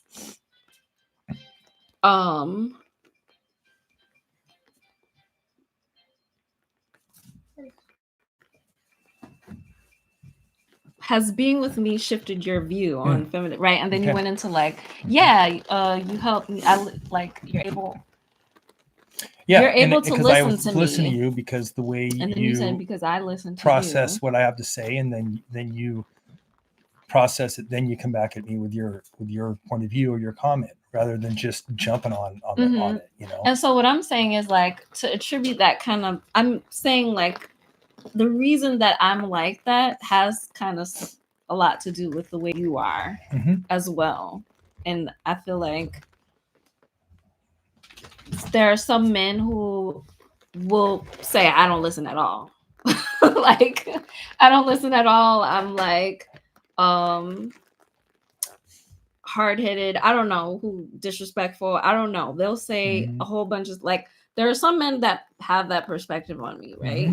But you're not just for everybody though. I know, but I'm not for everybody. So I'm bringing that up kind of to just attribute that back to you. Like the reason I'm a good listener with you is because you're also like a good listener. Or I don't know if maybe that's the right thing to say, but that helps. You are receptive also to me in that way. I don't know. Well, if that's the best way to say it, but in it any does feel relationship, like that. a man should, if he has any care in that relationship, he should be listening to her. I mean, there's no reason why he shouldn't listen to her. It's his woman, right? I mean, so do you feel so? In that case, it would have to do with a man's listening skills. Yes. As like the basis for whether or not a woman can even listen to him. yeah, and you know, if the listening skill needs help in a relationship, the question is, how do you get the one or the other to listen to each other so they understand each other? And I think it starts with a man. It honestly. does. It absolutely does. Man needs to listen to a woman, but how do you get that man to listen to a woman? You know, and that's where. You're looking at me and, like, this is where it comes back to why I listen to you, and in hopes it helps out there, of where the reason why I listen to you is because how you process my comment or my what I'm having to say. You process it, think about it, and then you come back to me on what your point of view is, rather than just like going right into something that could turn into an argument, or that could, even though we don't have any arguments, but and that's the reason why. is because if you were to disagree with something, which has happened, you don't just disagree with it. You think about it, and you kind of understand where I'm coming from. And even if you don't agree with it, you still wait and then tell me why you disagree with it. Rather than just like disagreeing with me, right? You know, like in the first second of my comment that I made that you disagree with. And that's why I listen to you. Because I know I understand that you were trying to understand me before you said anything. At least I understand. At least I'm like, well, at least she cares about how I feel. You know, and that's big. Yeah. And that's so if a man doesn't know that the woman's trying to understand him, just arguing with him, then that's going to cause a problem. And you know, then that just spirals downhill. And you know, if somebody needs, if a woman is not feeling like she's been provided enough, and that conversation comes up, because it would if she doesn't feel comfortable because she doesn't feel like she's being provided for, then that's how the conversation needs to be processed. To try to understand the man before she comments, and that will get the man. It'll trigger something up there in his brain that is like, well, at least she's trying to understand me, you know. Because if she comes back in that case of a subject of I'm not being provided for enough, you know, I need help, then that would without just attacking him about it, it needs to go back and forth slowly. That's how it works with you, or that's how you and I work together. That's why I listen to you. That's where the question is, right? Yeah. And so, okay, so that's your perspective on why you listen to me.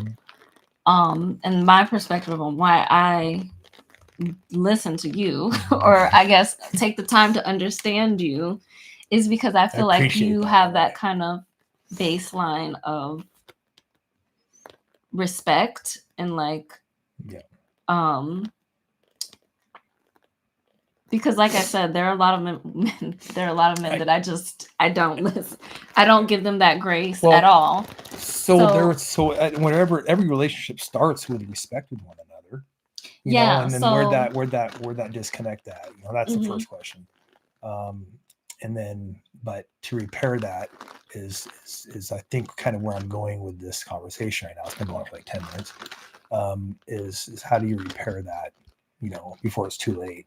And or at least how to attempt to repair it, just in general. Repairing something that could turn an argument because the guy's not listening anymore. He just straight up's not listening. You know.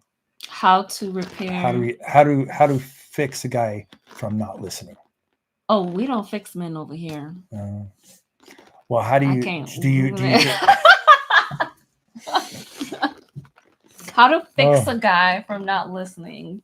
Stop listening to him. Stop talking to him. Stop. Leave him.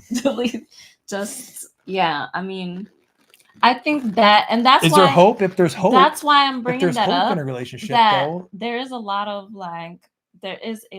baseline in a man taking the initiative to have those skills first, because she's gonna ricochet off of the composure and the maturity that you already have. If another man is coming to me and doesn't have that, then you're not having it at all. It's like completely like, it's okay. Let me look at these comments because Heather has been saying some things. Okay, Heather. Oh my gosh, wait, hold on. Heather's been saying a bunch of stuff. Oh yeah. Heather says, if I don't joke, I might lose it, gang. I'm all open to the jokes. Y'all know I love to joke. If some of y'all know me, if you know me in real life, like, you know that I'm much less serious in real life than I am on my channel. I'm way more goofy. So that's your arguments. I like that one. He just looks at your angel face. Awesome. Pause. Actually listening. This menace of a Okay. dog. Ha ha ha. We all love those moments here. I wish I was reading these while we were talking so I could see. Here comes the argument. Oh, we might have seemed like we were about to argue for a second. My husband's name is Shane. He always interrupts. It's embarrassing. I don't know if it's in the name. So I now sit and wait seconds after he speaks. Does that help? I think that I don't think it should be forced. I think in the beginning you kind of want to like you can experiment with it. Yeah, experiment with it because that's But absolutely. If a man has, because she just said he interrupts her all the time. I mean, if he has an issue with speaking and communicating and listening, then it doesn't matter. I don't think it matters much the techniques you try to do. Let's put it this way: if you wait for a second or whatever and reply, and then he interrupts again, then it's not helping. Obviously at that point. Because sometimes men really just don't care about what you have to say. They will pretend to listen to what you're saying, but like there's a difference between like listening to someone and just waiting until they're done talking so they can say something. And I think that I have experienced that end of the spectrum where it's like he's looking at me and he's listening to everything I'm saying, but none of it processed, none of it registered. He doesn't understand any of it. I had a girlfriend once. I'm sorry for interrupting you.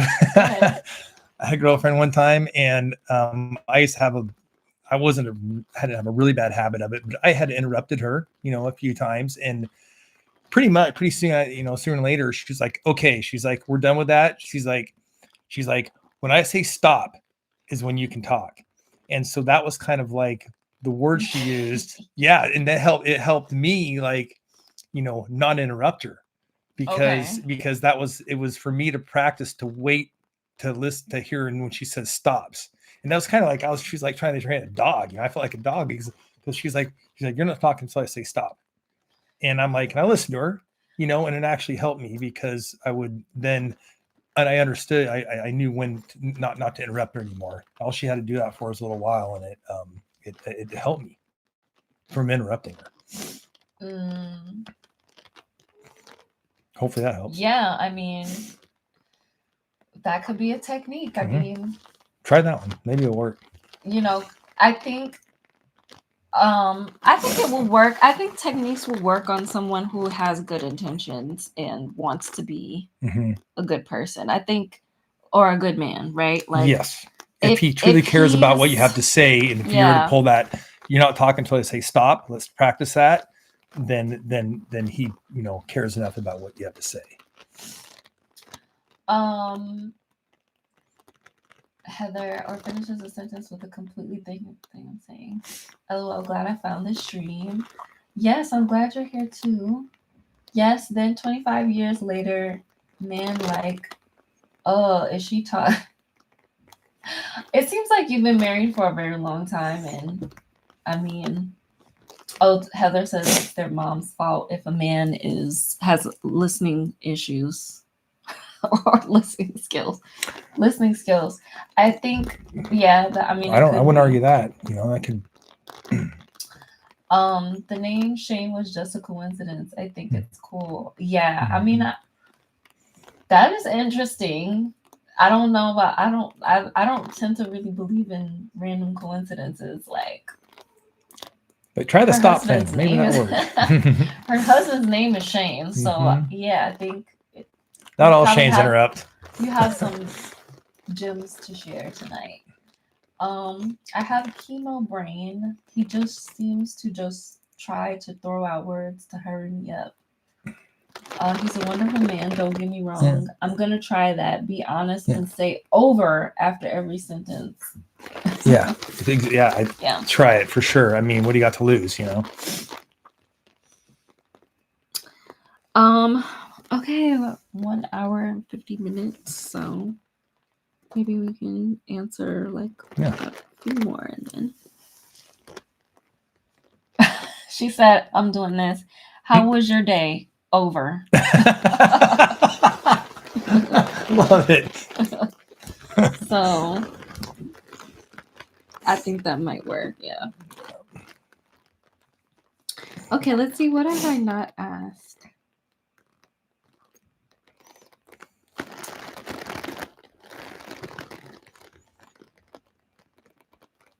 So, what feels different to you when a woman is soft, open, and receptive versus guarded?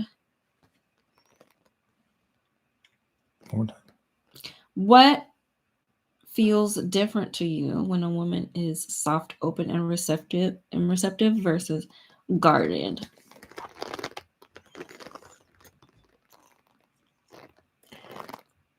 I feel that she is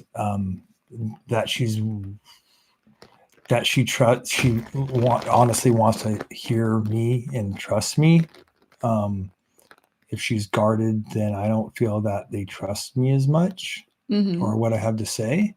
So how'd you put that? No, say it please.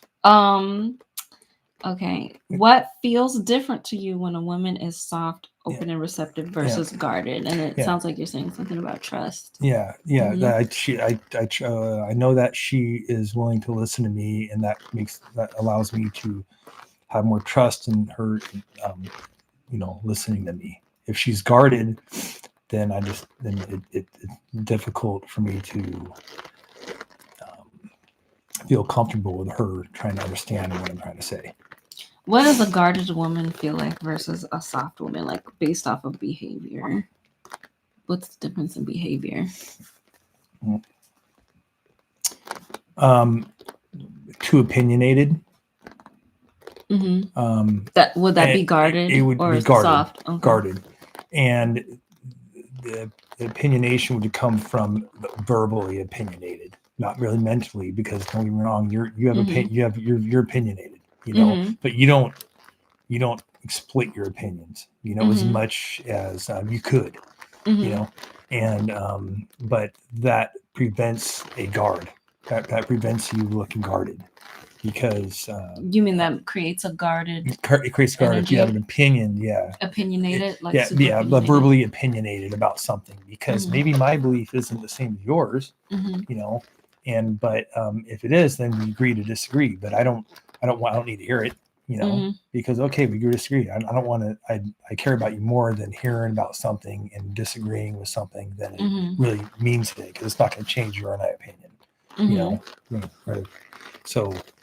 Yeah, the guard is a verbal opinion is what more or less I take as a guard than all right. What if trustworthy?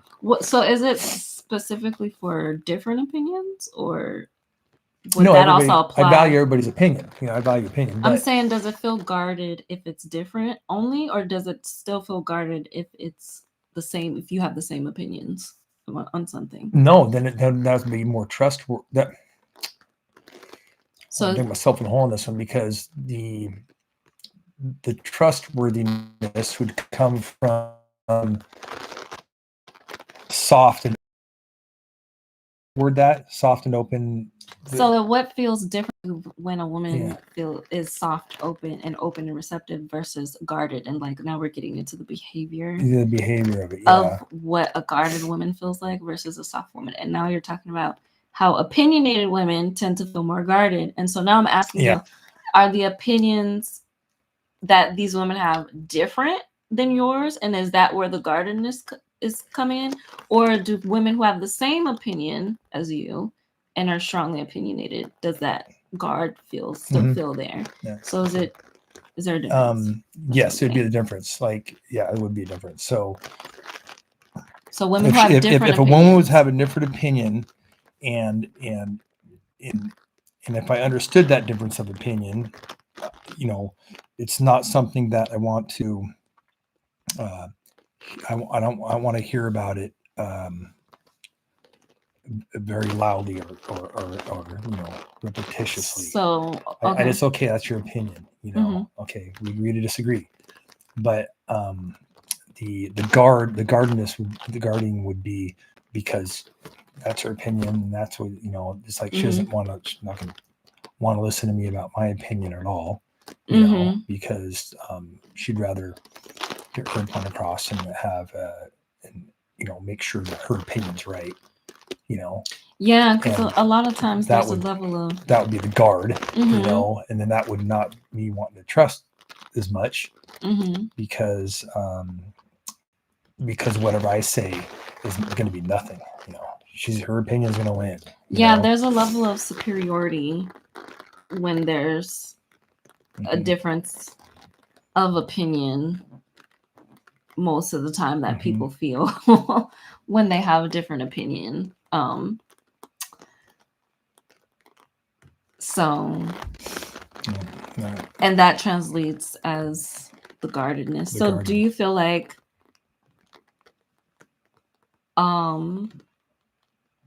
this is an interesting one because in my experience in dating, I have, like you said, I do have opinions. I have strong opinions. I don't walk around like wanting to like shame people or like break people down, because I do know some women who are so opinionated that the opinions are masking something deeper. It's like the opinions, it's not even about what you believe in anymore. It's about some deep-seated emotional thing going on, and you're using your opinions and your beliefs to mask that deep-seated whatever feelings. That's where the untrustworthy would come from, because it's masking something that and it's like dig up. Yeah, and it's like that's where the opinions, I think, can definitely become more of a guard. And sometimes, yeah, I mean, sometimes that's a tricky one because the world is very opinionated right now, and people are super opinionated right now. But I think at the end of the day, a lot of the core of a lot of the opinions is that people are just wanting love and they're wanting connection. And then you have all these opinions, right? About how things are supposed to go and how things are supposed to get there. So yeah, I could see how being super strongly opinionated to the point where you can't connect anymore. Like when opinions are blocking connection, that's the trust. Guard. Yeah, that's the guard. And what you're saying is basically like the opinion should not do, right? Like if it wasn't there would be an open door to connection. It would be an open door, and it would definitely help. It would soften the any untrustworthiness of that person or anything. Yeah. So I mean, when you say beliefs, do you mean like, or opinions, are you talking about, because in my experience, again, I'm gonna come back to my experience, there has been times where I have a different opinion than a man. However, the opinion that I have doesn't have to do with something that doesn't have to do with the relationship. Like it's usually an opinion that has to do directly with the way I'm treated or the way the relationship dynamic is. So basically, like if a guy has an opinion of like a very misogynistic opinion, right? Where like his opinion is that, he believes that, I can remember a specific argument I got in where, and then I promised myself I was never gonna argue about anything like that ever again. But he was talking about how that when men provide for women,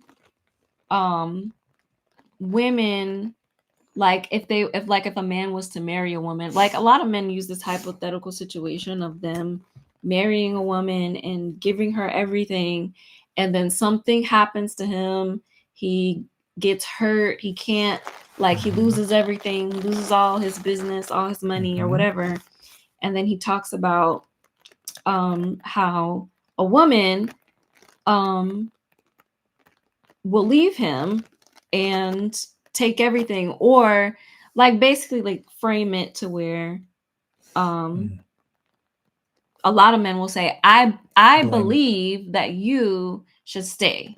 If I give you everything and I do everything for you, and then everything comes crumbling down, they have this opinion of like, I believe you should stay and stick it out. Right? On the surface, that seems like a morally astute thing to think. But then when you break it down, right? So I offered the adverse, like, well, I wouldn't say adverse, but I offered like, okay, so what if the roles were reversed, right? And it was, and not necessarily the roles were reversed, like a woman loses everything, not like that. But what if you were in a woman's shoes, right? So you're putting me in your shoes as a man, talking about if you would lose everything, this hypothetical situation, which I don't like when men do that, because I don't like hypotheticalizing brokenness or hypotheticalizing horrible things happening. I just don't. I think let's hypotheticalize us winning the lottery. Let's hypotheticalize.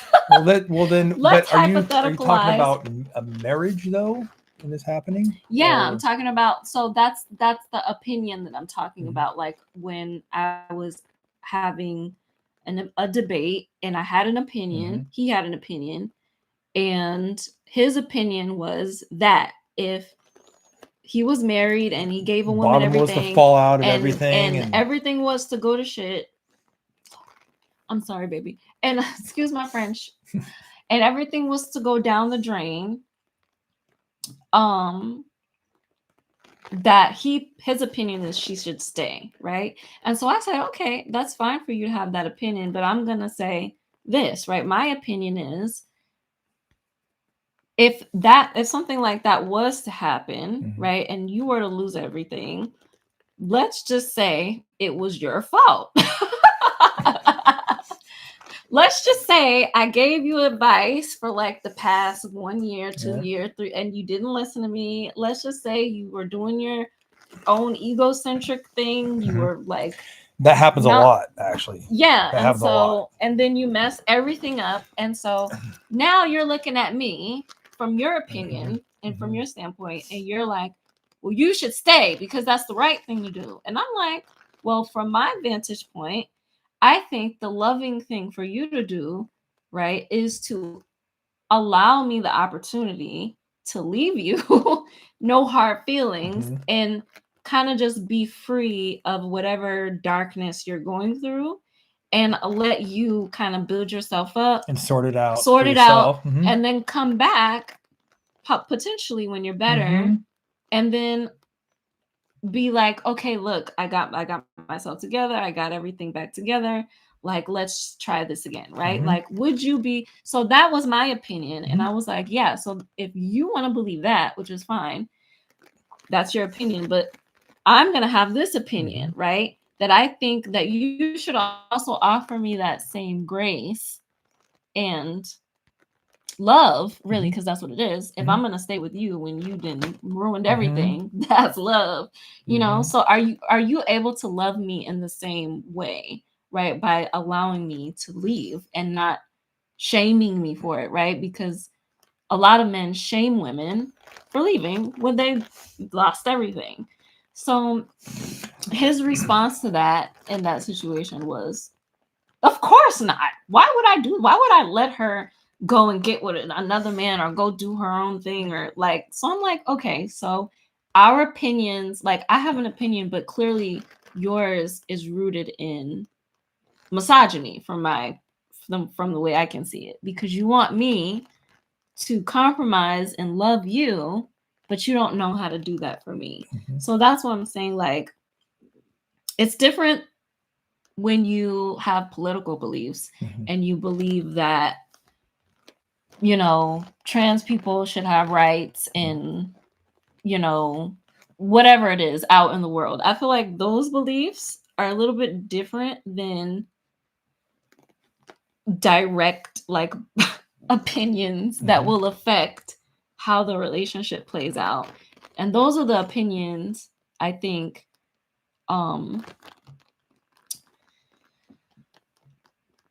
don't know. I feel like those opinions have made me guarded and like, oh no, we can't do this. You know, because it's like if I were to let, like, you clearly don't value reciprocity, like, and because of our you got opinions. yourself in this position, and you had an opinion, and he didn't listen to it, or not listen to the opinion, but didn't pursue what you had to say, didn't listen to you. Heather said, lost your job because you didn't listen. Yeah. And so, if you didn't listen, then exactly, Heather, good job. Then yes, in fact, I've seen that happen. I've seen that happen before. You know, to to the guy losing everything, bottom fell out, lost the business, lost the home, lost the dog, lost the woman, and it was all because of basically her saying like, "This is a bad move. It's a bad move. It's not going to work. Not going to work," and he made the wrong move. Yeah. You know, and he was strong enough to where he was able just to, watch her walk away, even though she wanted him to chase after her. That wasn't the thing to do. He just had to like let it go. He made a mistake and he had to build himself back up. Took him 10 years, but he came back. You know, rags to riches, back to rags, back to riches. You know, that was kind of that was a story that I've always remembered. And and I'm now that there's probably would be a chance that she would come back, because it makes the guy stronger anyway. It does make him stronger.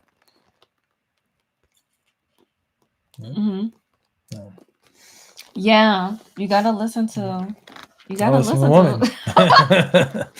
That's why I said. Yeah, I mean. What did that say? That's Heather. Another most likely is an illness. I made more money. Cancer took everything, including my career. He stayed. He worked harder and harder. True love endures hard times over. Yeah. That's beautiful. Yeah. That's Don't great. sell your car. Nope. And buy an art van. van. Do not did it. Heather is so silly. No. So okay, so opinions. It's I can see how that for women can make us very guarded. I won't use like I do know women who are extremely opinionated, and usually that can also lend to like Queen of Cups reverse energy. For all my tarot people, for all my tarot ladies who understand what that means. Basically, the Queen of Cups reversed is like a woman who hasn't mastered emotional maturity. And that's also, you have to just be aware of where opinions can start to mask guardedness. Because I think even in that situation that I brought up about us having, he's like, she's awesome. She's engaged, and world needs to she's share a Fanta and chill. Over.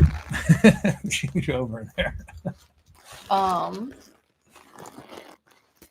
So yeah, even with the situation of like two opinions that well, like the opinion that I had and the opinion the other guy had, after we had that argument, I remember just being so pissed.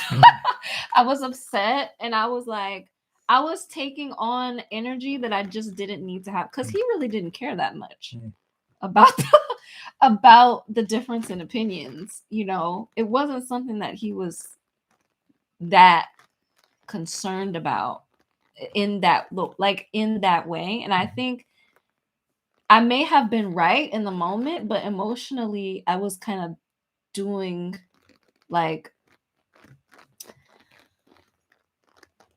I was not allowing connection to take place over what I wanted, me wanting to be right or me wanting to feel right. It was me guarding, even though like I could see, like I had the discernment to be able to see, oh, this guy doesn't value reciprocity and doesn't probably even know how to love another person in a relationship.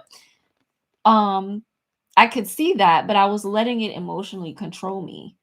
And I think that's where the guard comes in, is like we might see something, but it's triggering us emotionally and it's not allowing us to allow connection to take place beyond our hard, fast beliefs. And I think that can definitely block.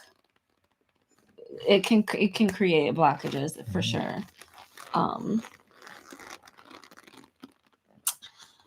So what does it feel like, the soft part though? What does the soft part and the like receptive part feel like? Feels respected. It feels gentle. It feels like respect. It feels like comforting, you know?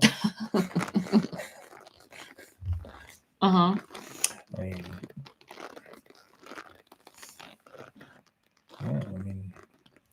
why wouldn't it, you know? Mm-hmm. Soft. Mm-hmm. So what behavior would a woman have? So we know the opinions are the guarded behavior, but what is the soft behavior? And yes, Heather, I did mention the Queen of Cups card in the tarot. The Queen of Cups reversed. That's what I was talking about. Like, not the healthy Queen of Cups, but like the reverse. But yeah, so I guess the healthy would be the Queen of Cups upright. But what behavior is on the soft side of things? Be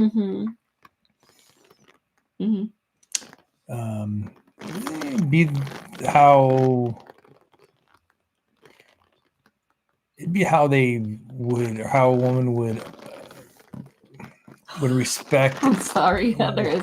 I know, go ahead. she's killing it. She's all. She says Shanes are sensitive. Over. I kind of am sensitive to a lot of women's opinions because, like I said earlier, they have a tendency to be pretty right most of the time. And then, the soft side would be the comfort level of, or it'd be comforting knowing that they are respecting what I have to say, or what a guy would have to say, and that they wouldn't that they would agree, somewhat of an agreement, even if they agree to.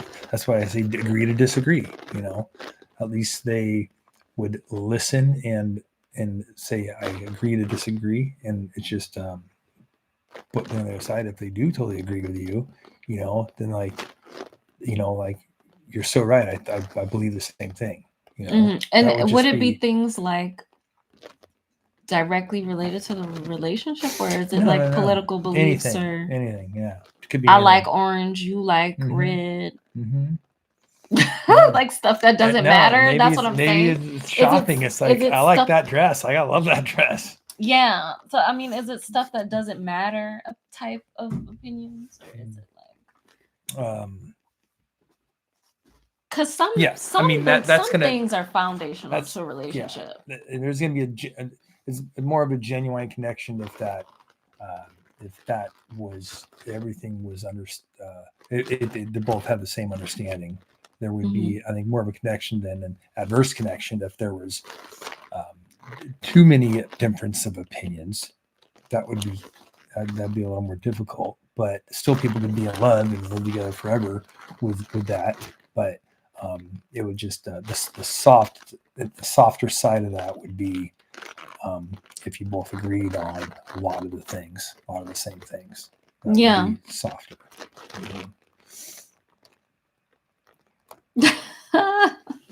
Okay. It might be a little boring though. Yeah, we Might be a stir it little up. boring. Everybody stir it up. To agree on everything. Yeah. Yeah. Well, you can never agree on everything. There's gonna be a couple things that, and you actually it'd be kind of fun. You'd be able to joke about the disagreement, the things you disagree on, because it's like we don't really disagree on much, but this one we do. She thinks like this. So you feel like the flirt with it, the soft and receptive behavior,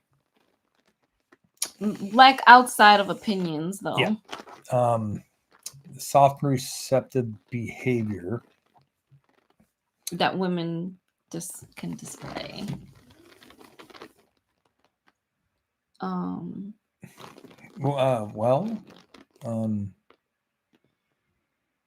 Is there a man's? Is there a softness? Let me ask you this: is there a softer side to a man, like vice versa? Do you have a soft? I'm asking you this so I can understand exactly where you would come from, coming from a woman to a man, a softer side of a man's perspective. Is there? Can you answer that? Okay, hold on. Okay. So the question was, what feels different to you when a woman is soft, open, and receptive versus guarded? You answered the guarded part, and you partially answered the soft, open, receptive part. Yeah. But I'm just kind of fishing for more behaviors for the soft, open, and receptive part.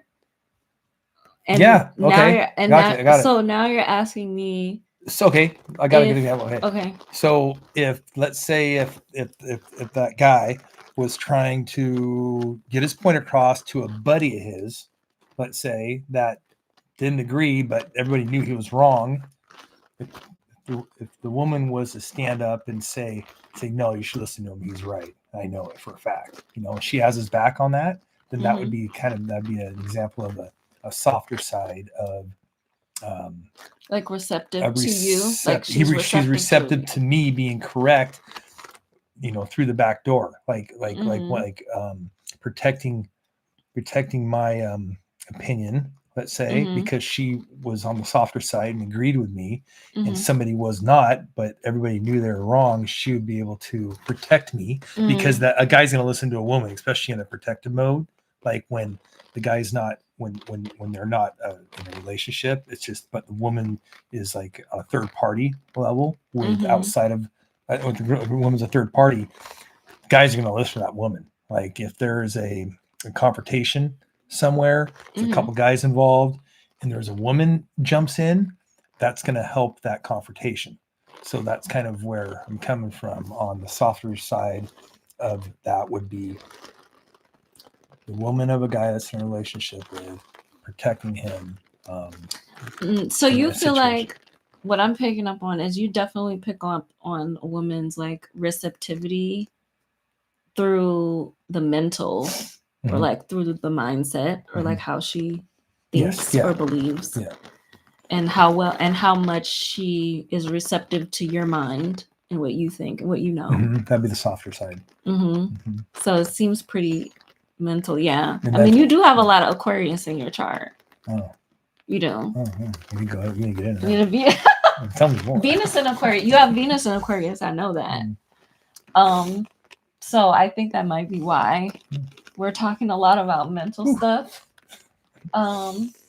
Okay, Safe Haven has a couple things to say. A man with balanced feminine and masculine energy within himself is healthy for both parties involved, but that goes for the woman also, in my opinion.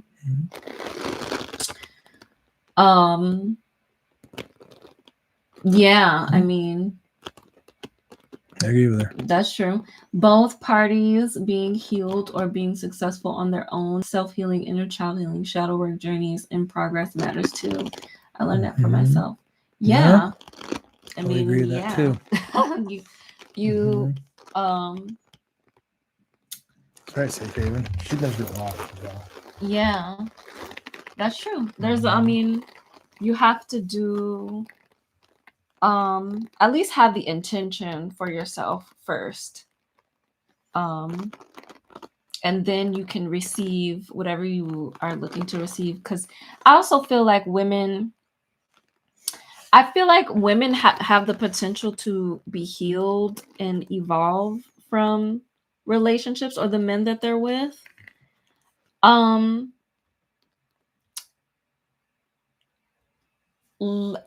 for men, I feel differently. I feel like it can happen, but I wouldn't bank on it. Type of a thing. I feel like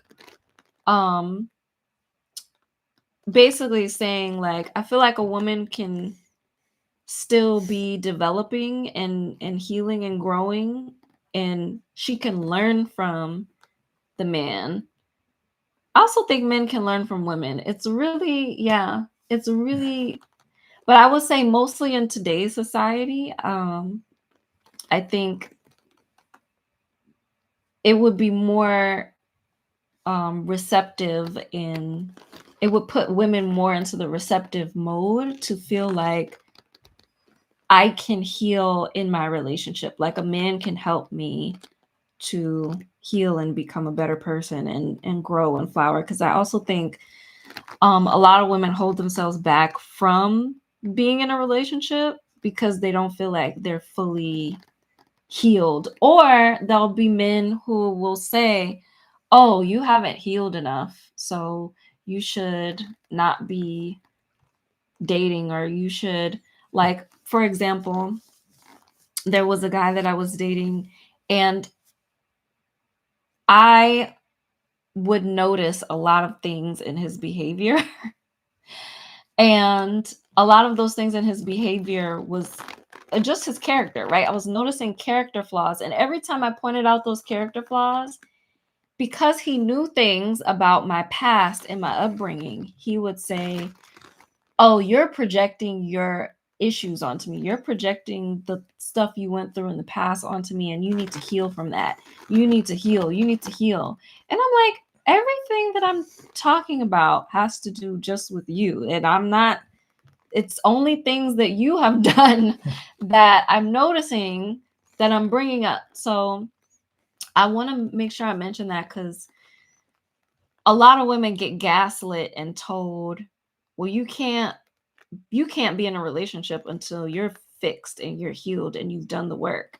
And I think that a healthy man can usher in that healing with you and for you in a lot of ways.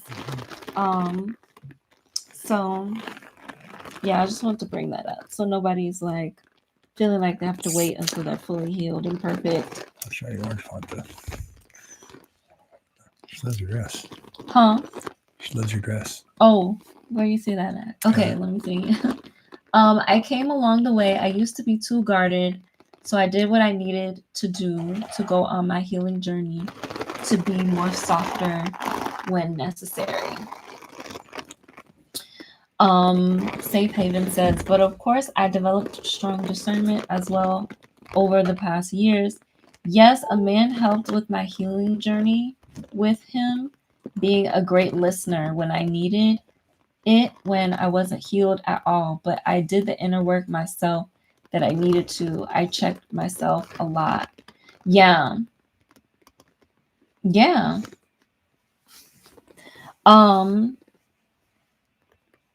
Heather says many women hold back from relationships because society tells women they don't need a man.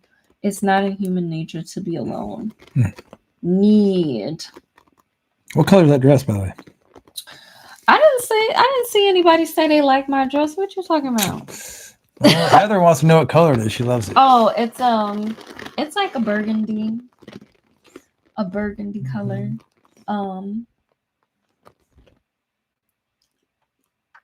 Safe Haven says, and that paid off in the long run, and also being comfortable alone too helped me learn myself much more and helped develop my strong discernment I have now. Yes. Well, kudos to all of the healing work that you all have already done on yourselves, and all of the beautiful progress that you've already made. But yeah, many women do hold back from being in relationships. And I think, yeah, I mean, that part that I mentioned before, I there's just so many ways that women are like kind of gaslit out of also feeling worthy of being in a healthy relationship as well. Like, just because you have a jaded past or you've been through things doesn't necessarily mean that you are jaded and that you are going to come into the relationship and ruin somebody. A lot of the times, I think for most women, we don't take what we've been through and put it on other people. We take what we've been through and we start deprecating ourselves, and we turn that inwards. And this is why women have the highest statistics or rates of what is it called? It's like a certain, like, chronic diseases, like diseases that are like manifested, like basically not like injuries or anything like that, but we actually start to manifest a lot of different illnesses and diseases, because when we when we go through things, we tend to take everything out on us, not other people. So that's, whenever people say that or men say that, it's usually just always projection projection of like the work that they're not doing on themselves. Oh, she did say beautiful. What that must have been late. What scroll? Okay.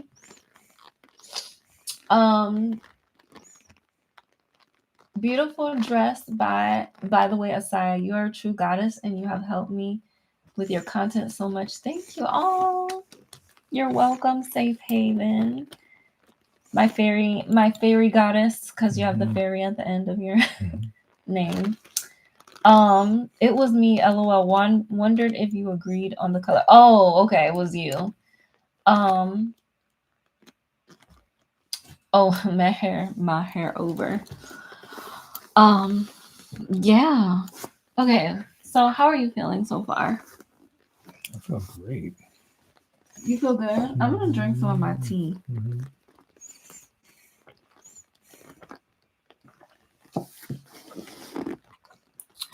Ooh. Oh, she was a fairy. Yeah, she was a fairy. Yeah. Red Aleva, she was a fairy. Yeah. My daughter's been singing that song.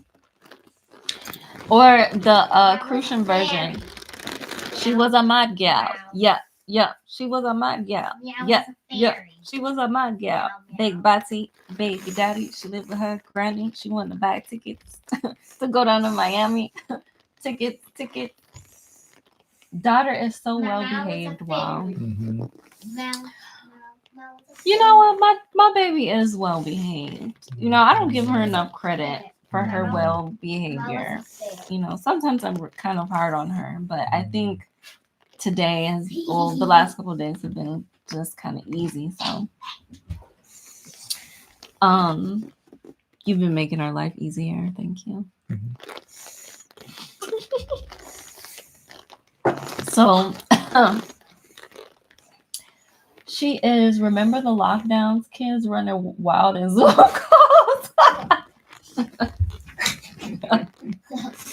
Well, my daughter wasn't even like, I don't think she was even a year old or 2 years old when the lockdowns happened. So she was like, she was free. And we were living in a neighborhood where there were a lot of kids.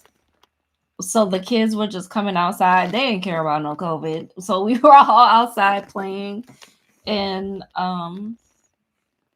yeah, we didn't experience that social distancing too much, but that was a funny time. I can't believe that was 6 years ago. I'm glad it was that long ago though, because that was not That was an annoying time. It's just this society. She said not outside. Yeah, we were outside playing at the park, having a good time. She was all wound up, is what she's saying. After from being outside, bring her inside. She was all wound up.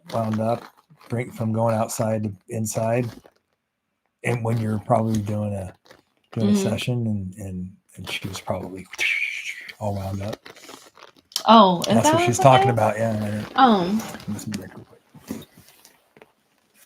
Oh, you and your mask outside.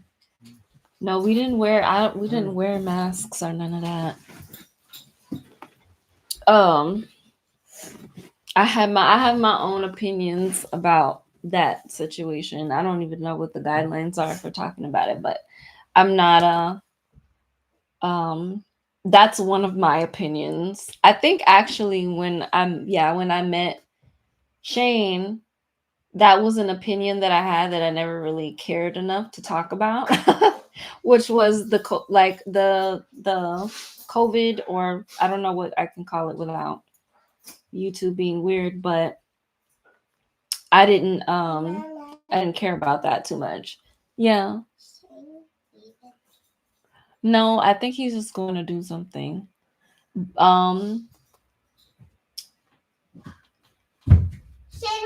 So yeah, he had beliefs around COVID and everything. I didn't believe in COVID at the time. I still don't. I have my opinions about it.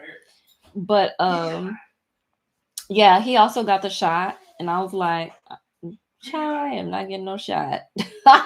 So yeah, we had differing opinions on that, but that wasn't enough for me to be like, yeah, I can't talk to you, right? Because there were other values that I had, like money values or providing values that he lined up with. Whereas I remember around that time, there were other men that I dated who did believe have the same beliefs as me about like the COVID and getting the shot and everything.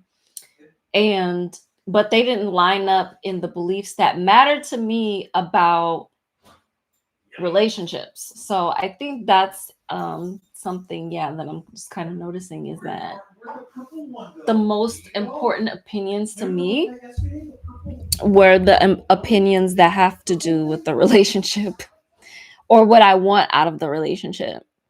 You know, it would have been a bonus if, you know, we kind of saw in the same way, but it wasn't like a deal breaker. Okay, what are y'all saying?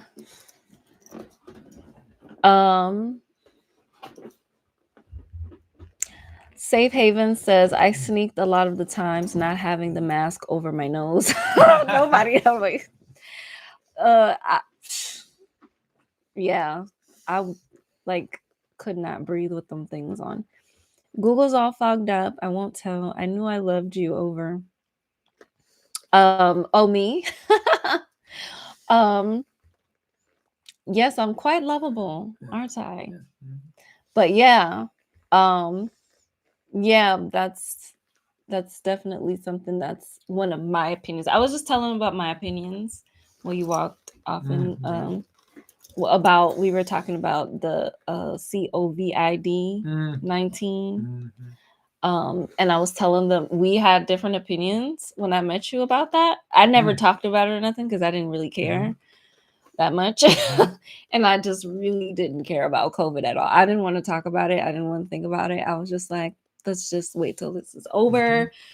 So that's what we were talking about, and how I didn't I wasn't like, no, I don't, like, didn't kind of write you off because of that, because I didn't feel like it related to the relationship. I had a mother on a deathbed during that time. Yeah, and that was hard because we were having to deal with that, and I was worried about her getting sick, because if she would have got sick from it, then she would have just died instantly. So what's going on in there? Okay. Yeah. So that's another reason why I was just like, yeah, I don't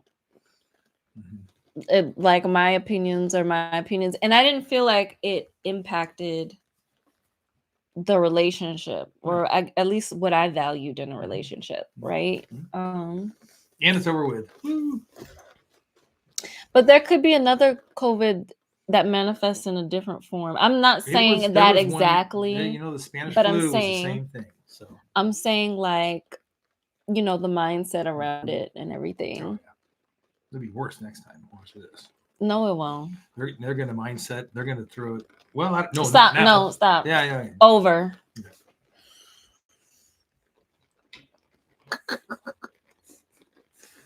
Yep. And Heather got a new one. Over.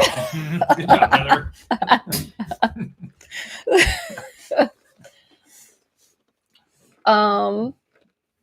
Okay, well, let me catch up with what she said. Yes, it sure was. Heather says, we never got shots. My mom is 81. Mhm. She has been healthy. She missed church so much and never went back after being locked in.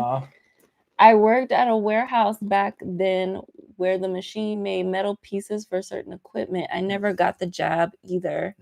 Glad I didn't. Oh man, y'all almost wanted to get fired. This is funny, y'all. No shots in my home. Yeah, about the COVID made me love you more. Oh, okay, good. You are sane. Oh, we can't say it on YouTube still. I don't, that's why I'm just like, I don't even know if we should be talking about this, because YouTube is weird. Really? YouTube gets weird when you talk about anything having to do with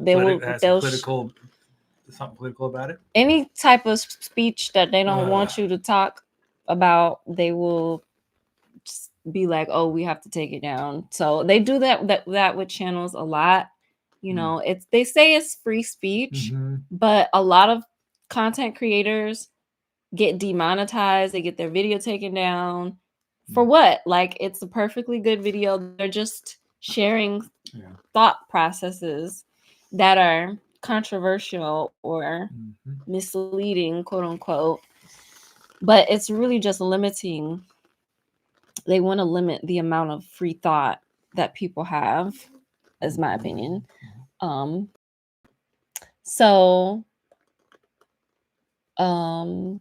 But a lot of people had very life-threatening effects from the jab after a while. It's sad. In Florida, we didn't have to, but it did make our neighbors unhappy. Yeah, and then it was very divisive too. That's why I said, I was like, I don't care. Listen, whatever you want to do it. Like, I think the way people just get so upset about it, yeah. In Florida, we didn't have I read that already. I was like, why are you asking me what my medical status is? I have cancer and okay. Wow, yeah. What's the shot gonna do? Over. I love how goofy you are, Heather, given like what you've been through. Or what you've been going through. It's really beautiful. That makes me feel like it's just a phase for you. And you'll definitely be getting over this cancer hump. Matter of fact, if I was you, a little manifestation technique, when I was dealing with my spinal issues back in 2020, when I found out about it in 2020, the end of 2020, like, not even identifying with you having it, like, is like a manifestation technique, right? Of like identifying as you being healed already. I don't know if I mentioned, or you probably don't know about this, but I'm also opening pre-enrollment for Healthy and Beautiful. That's another program that I've been working on, which is basically getting women into the understanding of what it really means to be healthy. I've learned a lot about health over the past over a decade of my life, and I'm basically going to be sharing everything I've learned about health, feminine health in a feminine way. So that link isn't in this description, but in, I think, my Glamour Magic video, if you go to my Glamour Magic video, because that video I talk about beauty and health a lot, the link is in that video for anyone that's interested in pre-enrolling into that. Okay. Okay, C19 topic over. Yeah. So yeah, we can get into maybe something else, and then wow, almost 2 hours and 40 minutes. It is 2 hours and 40 minutes.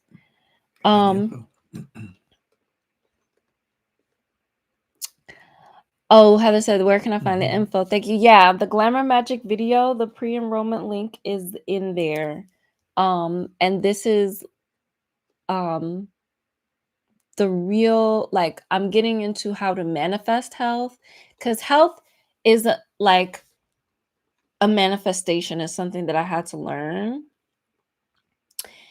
because I had to realize that I manifested my spinal illness, and I saw how I manifested it. It was it was unconsciously, but like a lot of the times when we're emotionally investing into things, it's or stressing about things or worrying about things, or if you have if you're in a horrible relationship with a man who is draining you and emotionally draining you, right? You're giving him all your emotional currency and he's not giving anything back and not supporting you. For me, that was my situation. It was draining me so much, so to the point where I was making myself sick. And I hadn't realized it until I was like less than 100 pounds. I was like, had a plethora of different health issues, heart arrhythmia, shortness of breath, like blood wasn't flowing. Like, I'm not even going to get into all of it. But anyways, that's something that I can't wait to start teaching and sharing about healthy and beautiful, inside of Healthy and Beautiful. So,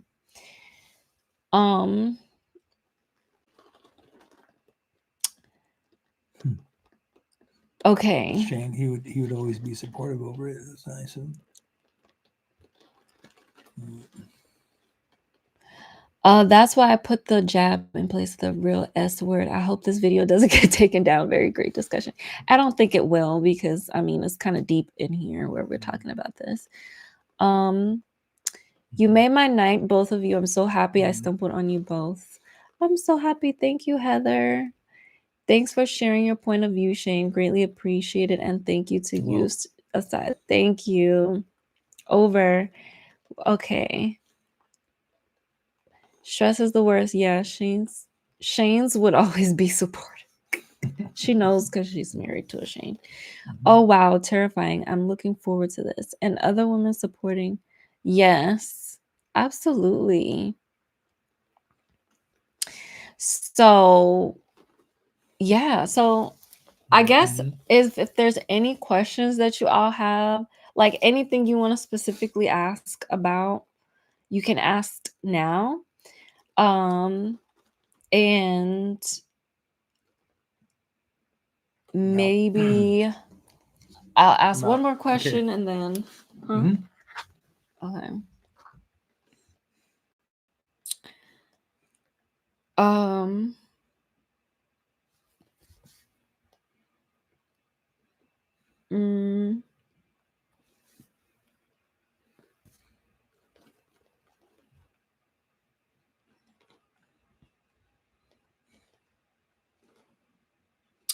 Let's see.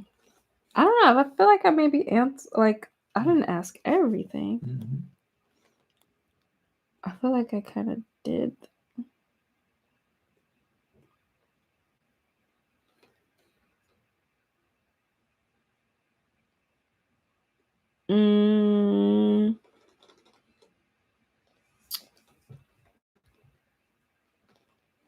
Okay.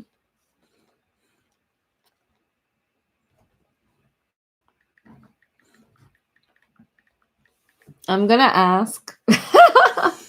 Y'all are gonna think this is so funny. Look, there's a comment. I don't know why this is in my feed, but I'm your 50-year-old Black uncle, and I have questions. Oh, wait, what? Who's who's my are you talking about my uncle? Me? I know I got family everywhere, so I wouldn't be surprised, but um all right, y'all. So let's see if I can get some more questions.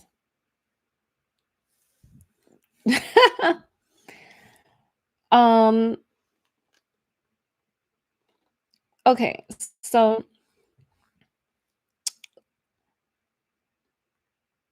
okay, do you feel more in your masculine when you're providing, or is it just natural for you? Do you feel more masculine? I feel more masculine for sure when I'm providing. Mm-hmm. I was just lucky enough to have that in my blood as a giver, Mm-hmm. but it helps me. It makes me feel good for sure. Mm-hmm. But I think most men would feel good. It's just what they're receiving in emotional support in return. Has a lot to do with what the effect of that would be. Like whether or not you feel masculine. Mm-hmm. I think most men Mm-hmm. would feel masculine about providing. I think that's Mm-hmm. why they all men want to provide, but a lot of them are unable to, and they have a Well, okay, go ahead, finish. Go ahead. and that's what and it it would create somewhat of an insecurity for him, and um, that's that's something where the woman needs to understand that the that's important to a man to feel masculine about providing, no matter what he is trying to provide, even if it's Mm-hmm. the littlest thing in the world. At least he's trying to give something and show his affection towards it, even especially ones that aren't able to do it on a monetary value. You know, so giving can be all kinds of sorts of make you feel masculine. Doesn't have to be something Mm-hmm. so much as far as money is concerned, right? Mm-hmm. Mm-hmm. Yeah, it feels good Okay. for all men. Okay. Okay. So um let's see, what would be another good question?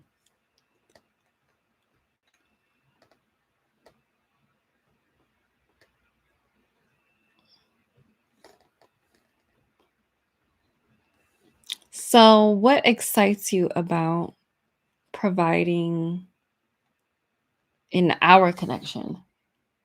Our personal connection Yeah. to make you comfortable. Mm-hmm. Mm-hmm. That's it. Make both of you comfortable. That excites you? Mm-hmm. Okay. Just like knowing that we're comfortable. Mm-hmm. Mm-hmm. So why do you feel like that like excites you? Why do you feel like that makes you feel like good like that? Because it keeps having a comfort level, a happiness, Mm-hmm. because I just want you to be happy. Okay.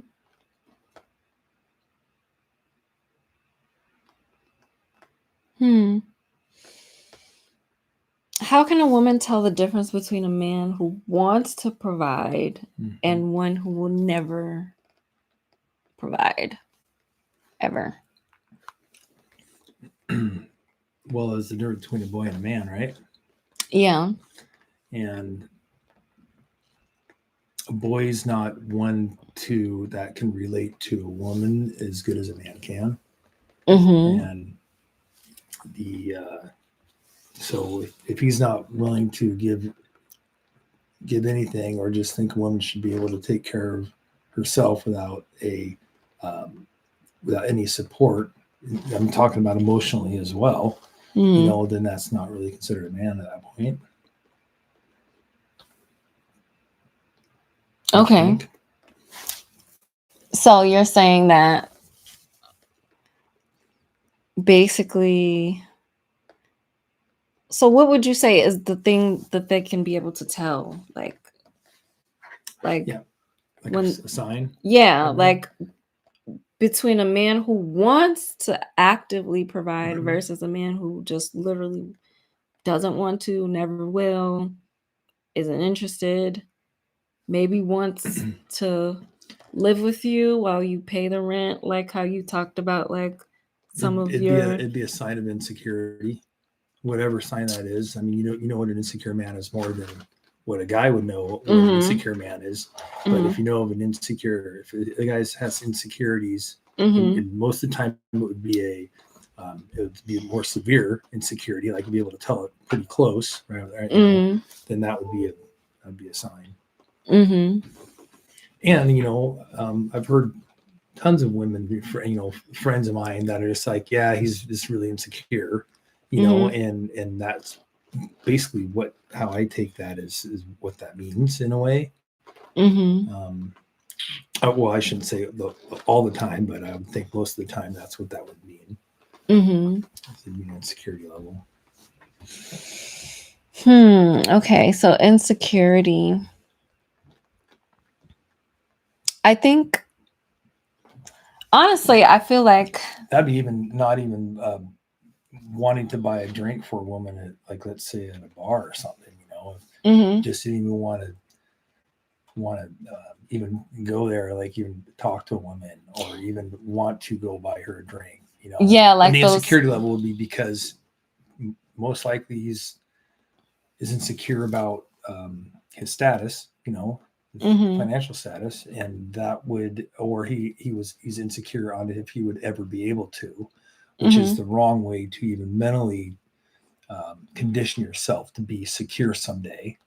You know, um, but those are also phases as well. I can't say that's for a lifetime for a guy or anything, but Mhm. as everybody goes through a phase in life that are negative and positive, right? So the a negative side of insecurity would be he's not stable enough to even want to go approach a woman because he knows he won't be able to provide for her. And I Mhm. think you ran into that just recently. It sounds like, a couple months ago or something. Well, I wouldn't say he gave off signs of like being someone who will never provide for me because he did provide for me on the date. It's not like, Yeah, he took a loan out of the bank. well, but he provided. So he did Uber me to the date. He did pay for everything. He did Uber me or get me to the next location. And he said he wasn't worthy enough to be hanging out with And you. he said he did repetitively say that. However, he was he was actually still doing it. So I kind of mean like men who, like, for example, there's men that will, like, in my experience, okay, the men that have like We're not married, by the way. showed signs. Oh, Casey says, oh, are y'all married? I mean, honestly, uncles, it's none of your business, uncle, who I'm married to, but no, we're not married. No, this is Shane. We dated in 2021, and I'm basically Uncle? he's coming on here and sharing his masculine perspective on here with me because we've stayed connected over the years. And yeah, I mean, we've always had a good relationship. So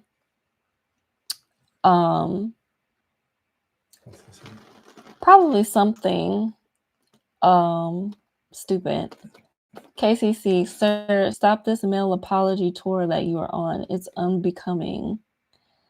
Where are my moderators at? Do I need to make somebody a moderator? Raise your hand if you want to be a moderator so you can make sure that no I don't know where that's going. angry trolls. I don't No, I told understand. no, huh? I don't understand that comment. I just don't know. I don't This know. is- He's probably a troll when he came in talking about he's my black uncle. You know what I'm saying? So, but anyway, so we're just gonna keep it pushing. Okay, so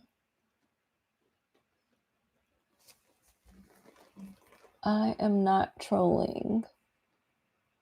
Okay, well, I'm just gonna put you in a timeout. Okay, so You can do that. now Hi, Layla. negative social programming type stuff with that issue. So Casey, whether you're trolling or not trolling, I mean, I don't really trust many men that come on my channel and chat just because most men have trolled my channel. So if you have something to ask or say, the best way to do it is just without any kind of attitude or any kind of like, just be clear about what you're saying so that there's no room for misinterpretation. If I am misinterpreting you, which I doubt that I am. So, okay. Heather says, first date, I had a boyfriend watch me push the lawnmower as he played video games. Not a provider. Over.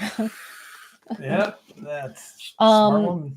Yeah, young men need mentors so bad now. Yeah, so that's what I was kind of getting at, to where I'm like, I don't think the guy that I had to call the police on was necessarily not a provider. I think he was insecure about providing, but I don't think he wasn't a provider, and I don't think he was like never going to be a provider. I think he genuinely had the desire to, which is why he was doing what he was doing. I think, but what I'm saying is like the men who literally don't care to provide, like they don't think it's their responsibility. They expect women to pull their weight and like do even more. A lot of the times they think that it's equal, but it's really not. So that's how they justify the woman doing everything. But yeah, I think in my experience, How do you tell that? How do you call that sign out? So for with Heather, what Heather said, that literally comes out on the first date or within the first few like within the first time frame, like 5 to 10 minutes of you meeting a man, in my opinion. Because like I said, like within that given time frame, like he's got to be moving things forward without me, like without him expecting me to move, like him offering to take me on a date or offering, like it doesn't even have to be like him buying me something on the spot, but like he should be offering to something to me, like within the first, offering to push the lawnmower. Yeah, like offering to push the lawnmower. Yeah.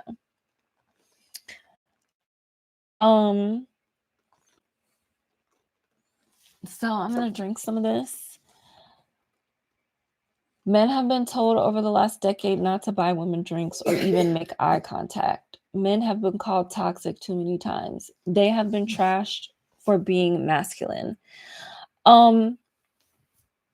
Yeah, I think that is true. I think that goes with saying that a lot of the reasons that men are experiencing this has to do with men and the way and the way things have gone for a lot of women and their experiences with men.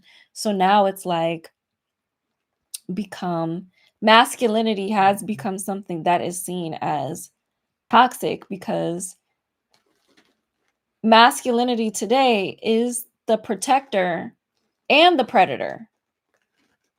The masculinity, right? Like, so it's like a group of men who are like in the protector category, and then there's another group of men where they could easily like go into the predator category if they're not healthy. This is going down. So I think the role that women play in it is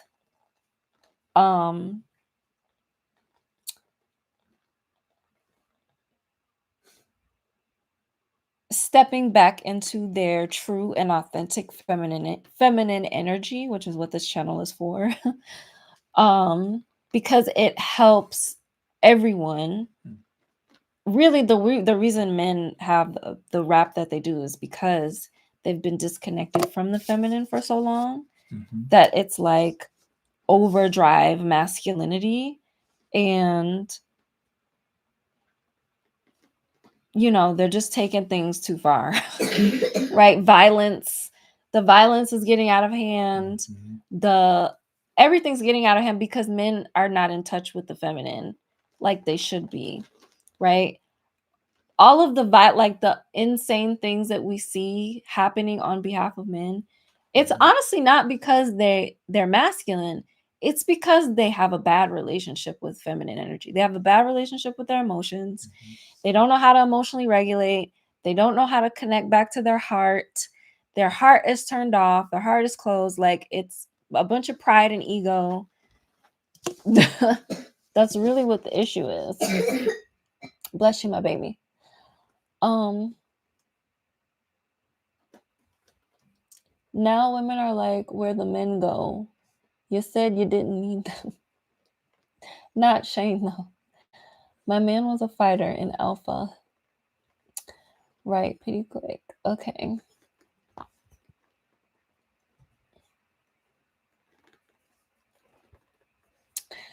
None of my friends are married. They believe the hype. Now they are miserable? ? Yeah, I mean, I would like to give people grace and compassion, because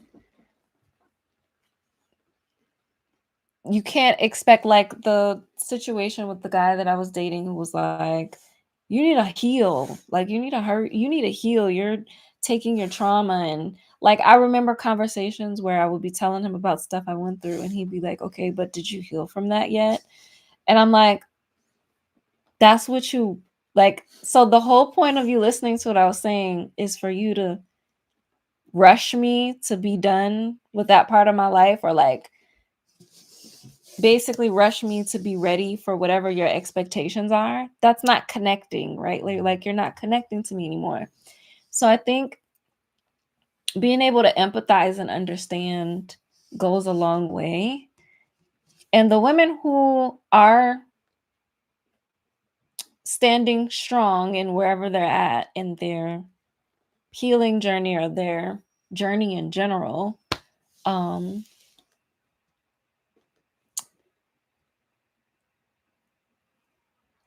it's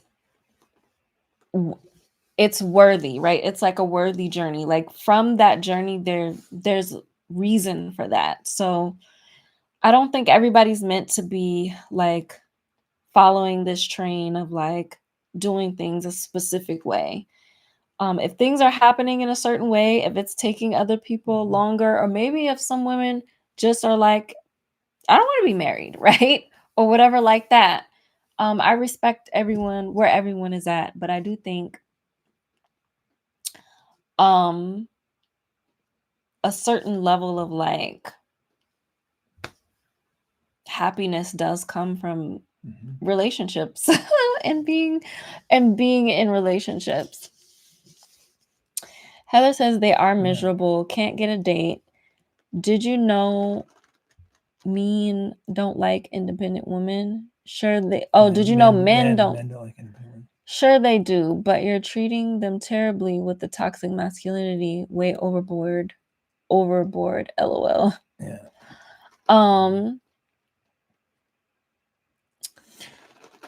Yeah, I mean, that's a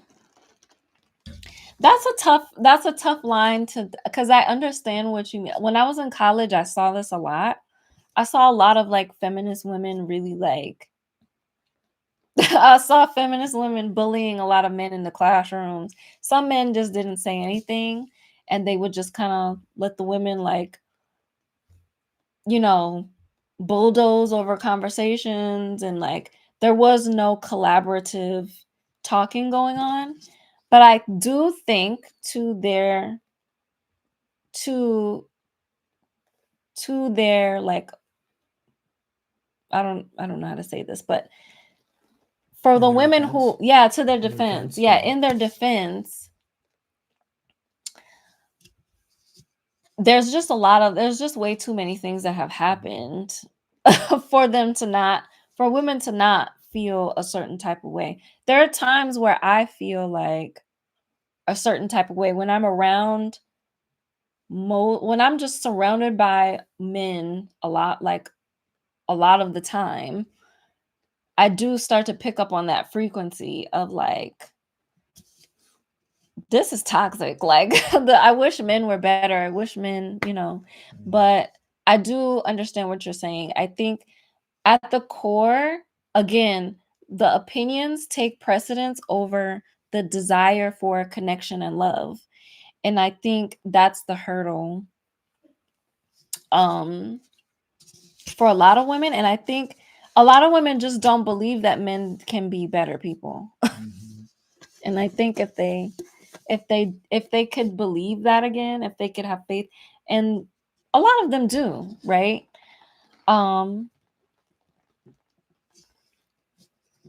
So yeah, I need to drink some of this because my throat.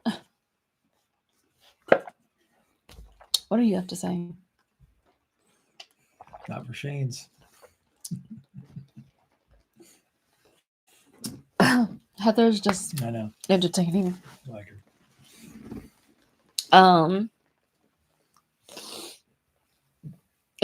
It's ain't nothing in the way. Where that sake at?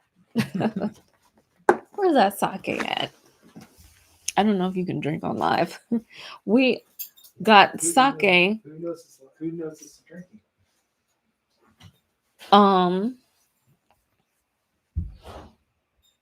We can share some sake with you, Heather.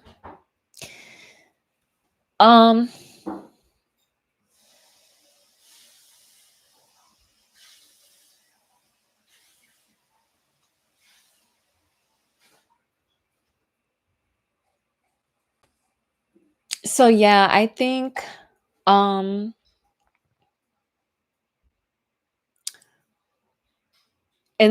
in relationship to providing and women receiving a provider,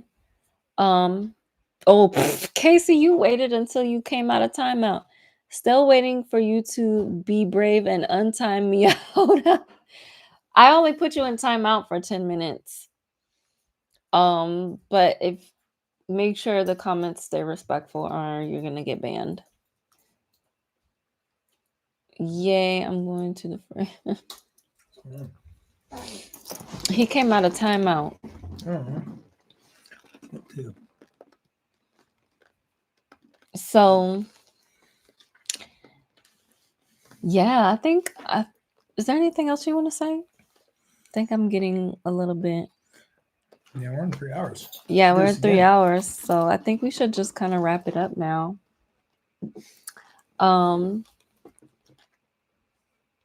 Yeah. Well, it was a good crew tonight. Loved it. I had fun. Thanks for tuning in on this one. You never did nothing like this before? No, it's great. Yeah. None of my comments were disrespectful. They were challenging though. They weren't making sense. So if you can make sense, that would be great. And if you come in the comments saying, we're married? No, he was asking if we were married, but then he was saying like, something about you being like,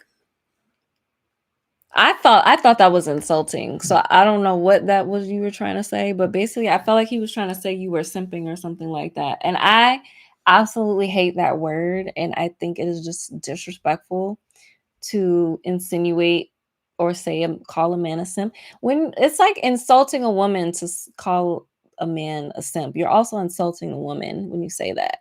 What's a simp? Please point out which of my comments that didn't make sense. I put you in timeout, so it disappeared.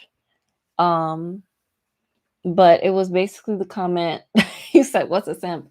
See, that's perfect. You don't even need to know what that word means. I don't. You don't need to know what that word doesn't make means sense to me. I don't even know what that whatsoever. definition is. No, actually, Shane, in every way and definition, is definitely a simp.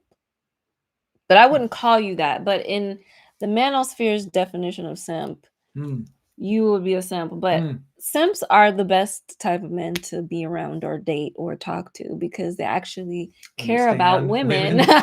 They actually care about women. Go simps.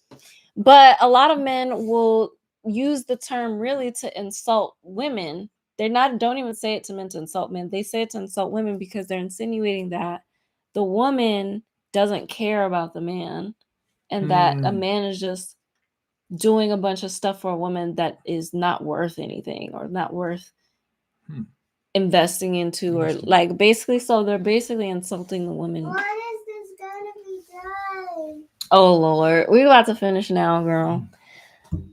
And we're gonna get ready to go to sleep.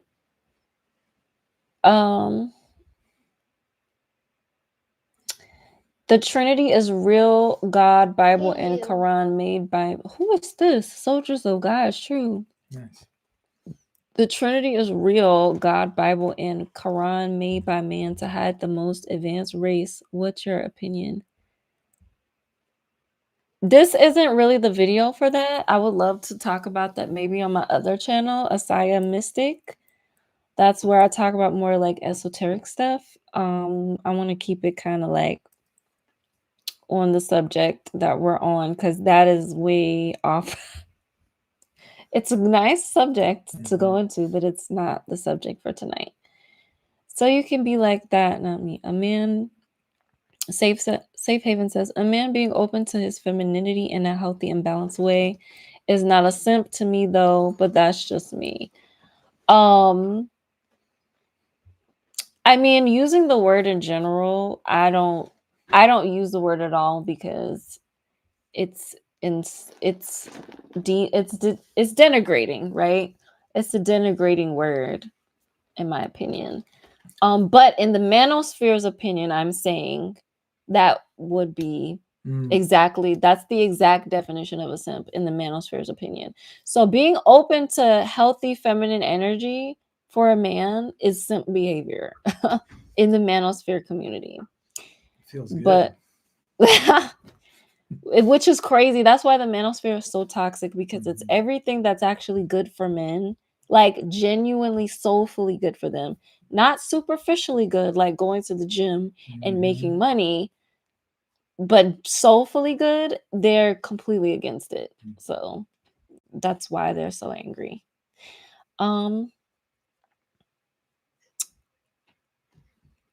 That's where the negative social programming comes in. Yes.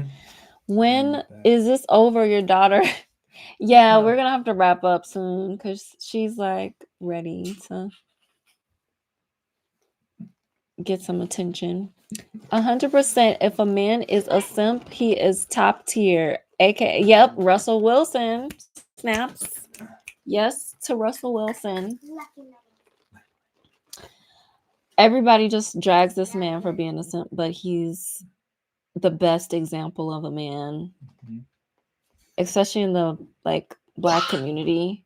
So y'all have a beautiful evening. I'm grateful and can't wait to see y'all again. Yes, you guys have a beautiful evening too. We're gonna wrap this up. I think the simp word is an offensive term too. It absolutely is. It is meant to be offensive, but when I see the men who call other men simp, it's a compliment. Right? You start to feel, you're like, oh, okay, he must be a good guy then.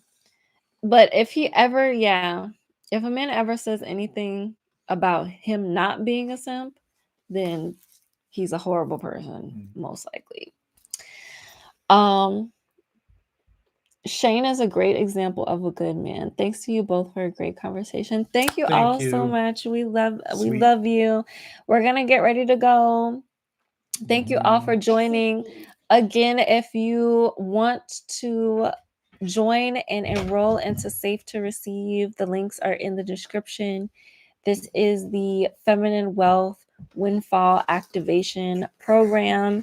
And I can't wait to get started. We're going to be getting started October 6th. So October the 6th is when I'm going to be diving deep into the 3 modules. Bonuses you receive immediately. So all the bonuses you'll receive immediately, except for the feminine abundance session. That's personal. So I'll have to take some time to get that delivered to you. But we're officially going to be starting October 6th on the full moon. So if you want to get in now, get the early bird pricing or secure your spot with the bonuses and everything, and sign up with the payment plan, then click the deposit link in the description to secure your spot. So yeah, thank you all. Thank you all. Okay. Have a great evening out there. A great night. A great night. All right. Bye, y'all. Ciao.